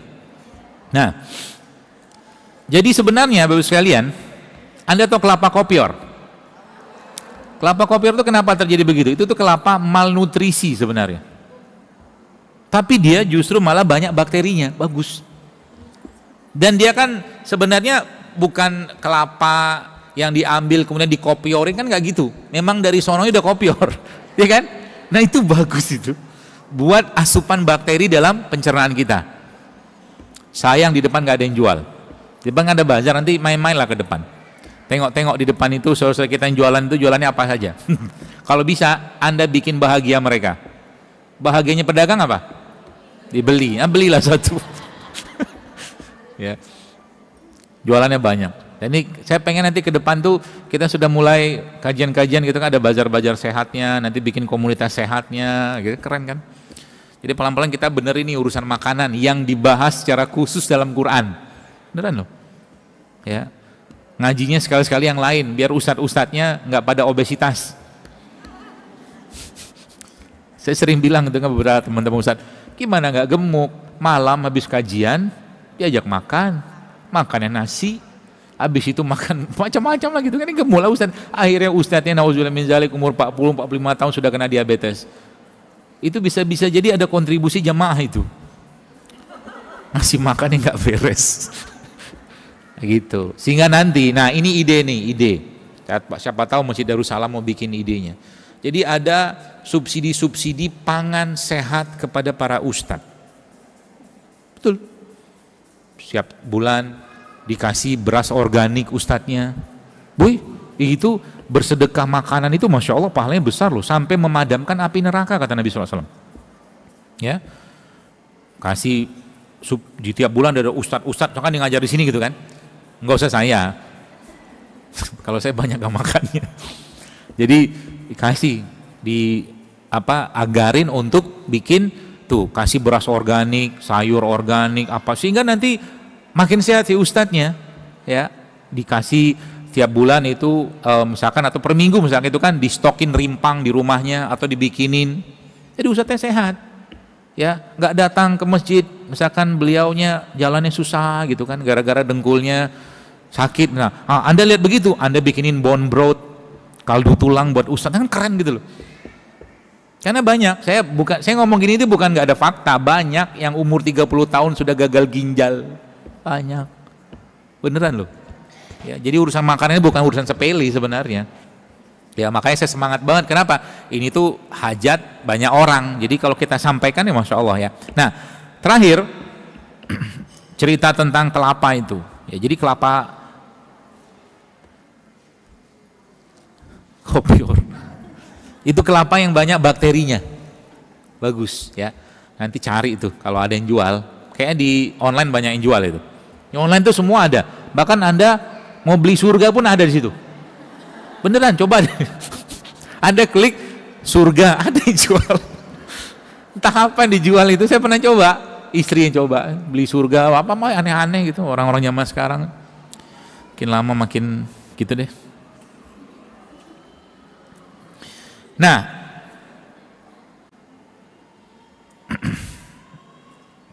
kelapa ya.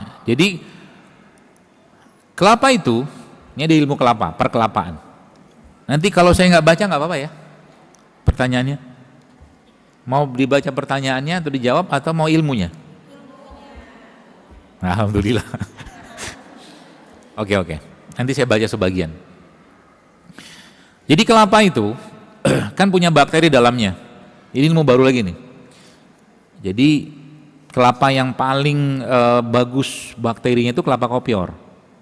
Ya. Terus kelapa yang di bawahnya itu yang paling tidak bagus, kelapa yang diapain? Kelapa yang dibakar. Saya nggak habis pikir itu orang dapat dari mana ceritanya orang ngebakar kelapa muda. Nggak ada yang jual sini kan? Bu, Pak, ya, yang namanya kelapa itu enzim, ya, enzim itu sangat sensitif dengan panas.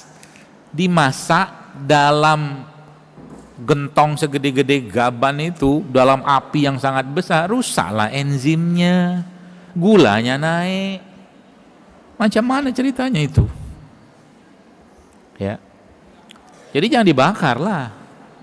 Nah, justru malah kelapa itu yang kandungan bakterinya sudah mulai memuncak dan sangat baik adalah kelapa. Jadi gini, termasuk juga kalau saya pribadi sih ya, Anda pernah minum kelapa hijau nggak? Rasanya apa? Tawar. Berarti aktivitas bakterinya nggak banyak di situ. Jadi sebenarnya kelapa hijau itu boleh nggak? Ya boleh, tetap dia khasiat standarnya tetap ada. Khasiat standar kalau Anda buka datanya ada, tetap ada. Cuman sebenarnya semakin banyak aktivitas bakteri di situ, maka akan semakin terjadi hasil di sana. Hasil itu maksudnya apa? Kalau kopior kan, kopior itu kan karena aktivitas bakterinya kencang sekali itu. Ya, kita nggak kelihatan bakterinya tapi. Ya. Nah, yang justru malah yang kita kalau mau kejar kelapa muda itu adalah kelapa muda yang menjelang tua. Itu kan sering saya bilang tuh yang ada gas-gasnya itu loh. Itu bagus mineralnya, itu paling top itu. Sebelum dia beranjak tua. Paham ya? Jadi kelapa muda yang dagingnya itu masih keras, sudah keras sorry, dan airnya itu biasanya manisnya itu lebih naik dan lebih banyak gasnya. Nah, gasnya itu tuh adalah aktivitas mikroba di dalam kelapa itu. Nanti coba, di depan nggak ada yang jual kelapa kan? Nggak ada. Nanti mampir. Kalau saya biasanya sudah tahu, saya punya langganan kelapa, Bang, yang keras satu, yang lembut satu dagingnya. Nah itu kenyang banget, dagingnya itu udah seperti kayak kelapa buat parutan santan dulu, santan. Cuman masih bisa dimakan lebih, ada lunak-lunaknya lah. Itu makan itu Masya Allah kan. Ya, itu kelapa. Kelapa itu sebenarnya isinya apa? Ya lagi-lagi banyak inti-inti sel tubuh kita tuh ada pada kelapa. Jadi kalau babnya fisik tadi saya jelaskan tadi itu adalah bahwa semakin banyak inti sel dan nyawa sel yang kita konsumsi dalam produk-produk yang Allah ciptakan itu semakin bagus reparasinya itu. Ya, kelapa tadi ada mungkin bunga lawang, bangle apa gitu-gitulah. Termasuk biji-bijian tadi itu. Contoh biji-bijian apa? Ya macam-macam lah. Ya biji habatus sauda, ya. Termasuk juga nih, saya mau kasih resep buat skincare. Buis. Saya tahu skincare, cuman saya nggak mau nggak mau saya share aja, ya Bu. Buat skincare, biar melembutkan, menghaluskan, mengkinclongkan. Bahan bakunya cuma 2. Yang pertama rumput laut. Di online banyak, saya udah beli 2 kilo, murah. 2 kilo beli rumput laut, kering ya. Beli rumput laut kering itu, orang-orang barat bilangnya sea moss. Itu salah satu produk yang sangat tinggi, bahkan lebih dari, kalau dari beberapa tulisan saya baca itu lebih dari 80-an mineral ada pada rumput laut itu. Dan tubuh kita ini kan, kita punya organ, sel, semua itu kan butuh mineral.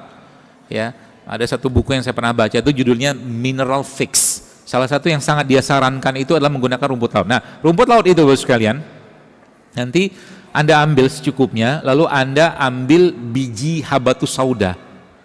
Anda tumbuk.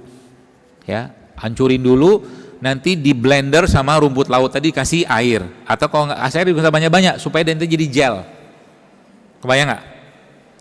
Habatus sauda mungkin ya 1-2 sendok makan, masukin dalam blenderan yang kecil, besar juga nggak apa-apa, supaya airnya jangan banyak-banyak, rumput laut dimasukin, nanti dia bentuknya jadi gel. Nah gel itu bisa Anda buat ini, muka, buat rambut juga bagus, nyuburkan rambut gitu-gitulah, ya. Buat yang apa namanya hitam-hitam itu juga bagus. Apalagi nanti di situ Anda tambahkan sedikit sama madu, ya, seperti itu. Mudah kan? Mudah. Banyak sebenarnya. Skincare alam itu banyak banget. Ya. Asal jangan kita terkecoh aja. Kalau Anda yang pernah lihat story-nya saya, ya, saya pernah bilang sebenarnya kita tuh nggak butuh-butuh banget sunscreen. Sunscreen. Apa tuh? Kita tuh kan tabir surya. Kalau temanya menurut saya pribadi ya, kalau temanya tuh urusan nanti ini ozon bolong apalah segala macam gitu, yang paling banyak kena kanker itu petani-petani di sawah itu lah, yang kadang-kadang mereka nyangkul pakai baju. Betul gak? Tubuh kita itu ketika sinar panas semakin banyak, melatonin yang melindungi kulit itu semakin banyak juga dihasilkan. Itu otomatisasinya, bukan dikasih sunscreen. Gitu. Kalau pakai sunscreen, cari sunscreen yang natural. Coba lihat sunscreen itu isinya apa? Kimia lagi, sintetik lagi gitu loh. Tiap hari begitu aja. Ketakutan dengan sinar matahari. Ya. Padahal sinar matahari udah kita bahas kan, dia justru malah bikin bahagia kan? Gitu loh. Jadi kalau saya justru malah pas lagi dapat paparan panas itu ya saya senang banget. Ya, apalagi pas naik gunung. Ya, naik gunung. Ya, seperti itulah. Kemudian cukuplah ya, kita tanya jawab lagi. Nanti berikutnya kita nyusul.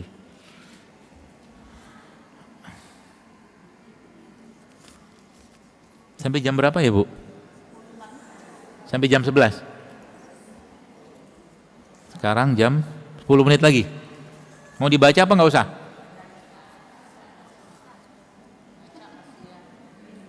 Mau dibaca apa nggak usah? Kalau nggak dibaca, saya tambahin lagi beberapa materi lagi. Karena dibaca juga nggak bakal selesai. Atau ini mau saya bikin live IG? Saya jawab. Nanti saya kasih tahu. Masjid Darussalam, jawaban pertanyaannya jam segini, live IG. Ya dikasih tahu dulu lah. Habis itu IG-nya saya delete. Anunya, live-nya. Gitu, biar pada nonton. Gitu ya. Ini gak usah dibaca ya. Ikhlas ya. Ridho ya. Alhamdulillah. Tapi saya itu orangnya kasihanan.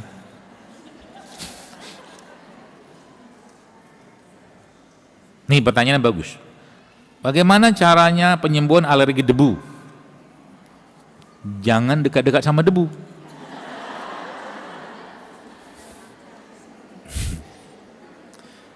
Sebenarnya alergi itu bab yang insya Allah ya, bukan saya meremehkan, itu simple banget sebenarnya, beneran.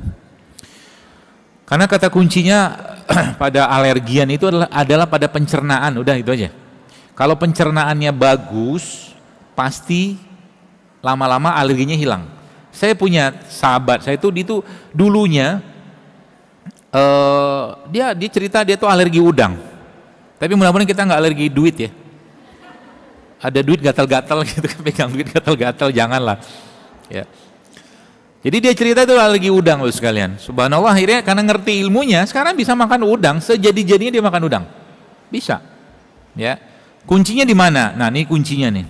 Kuncinya Anda harus bersihkan usus. Ya, bersihkan usus itu caranya banyak. Dulu pernah saya jelaskan di sini. Cara paling gampang namanya enema. Enema kolon. Enema kolon itu gambarannya begini. Jadi gambarannya ya, jangan dibayangkan. Jadi kayak infus, air, bisa pakai kopi, ada takarannya ya. Nanti di browsing bisa banyak, kita yang jelaskan. Jadi enema itu kan ada cairan infus kurang lebih sekitar 700-600 mili cc air.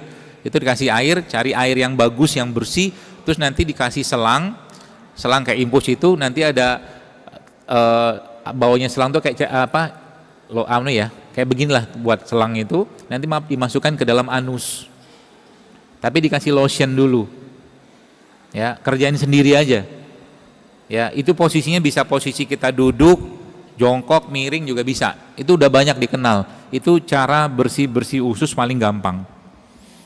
Bahannya bisa macam-macam, bisa pakai air, bisa pakai kopi.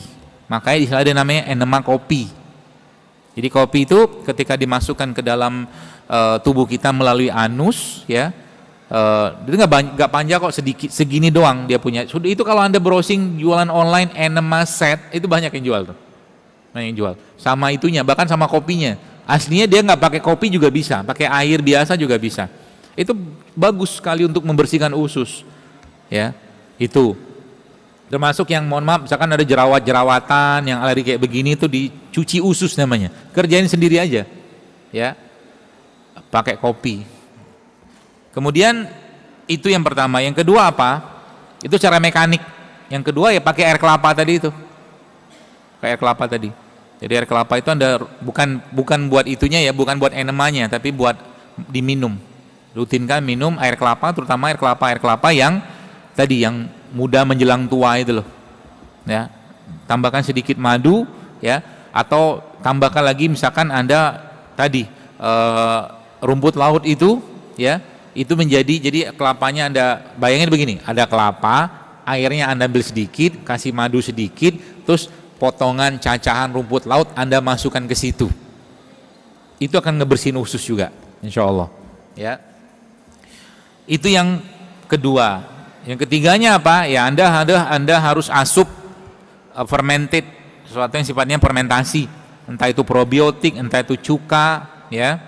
Jadi coba mulai sekarang, ini saran saya, dalam menu harian Anda setiap hari usahakan ada makanan atau minuman fermentasi. Paham ya? Contohnya apa? Ya tempe, cuka apel atau probiotik, cuka nanas, cuka madu, itu fermentasi itu. Ya.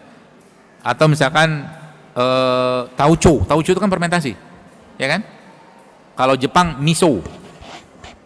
Kalau kita bakso nggak fermentasi. Paham ya fermentasi ya? Nah, nanti mungkin next kajian saya ajarin lagi, kita judulnya bikin fermentasi rimpang. Itu makin top. Nanti berikutnya, jangan dihabisin semua sekarang. Ya, biar nanti kita ramaikan lagi rumahnya Allah ini. Ya, seperti itu. Itu ya. Jadi ada air kelapa itu, kemudian beberapa jenis paling simpelnya tadi sebenarnya tadi ini air kayak begini nih, air putih begini, Anda campurkan sedikit sama cuka lah ya, cuka apel, cuka nanas, cuka madu, oke. Atau probiotik juga boleh ya. Lalu Anda tadi yang tanya ini ya, itu rutinkan minum dengan habatus sauda, serbuk, kapsul aja. Jadi misalkan sekali minum itu 3, 2, usah banyak-banyak, 3 kapsul cukup lah. Ya, sehari 2-3 kali cukup. Rutinkan. Berapa lama? Minimal 2 minggu. Idealnya 3 bulan. Itu insya Allah nanti akan pelan-pelan hilang sendiri alerginya. Ya, karena apa? Karena kunci imunitas itu ada pada perut.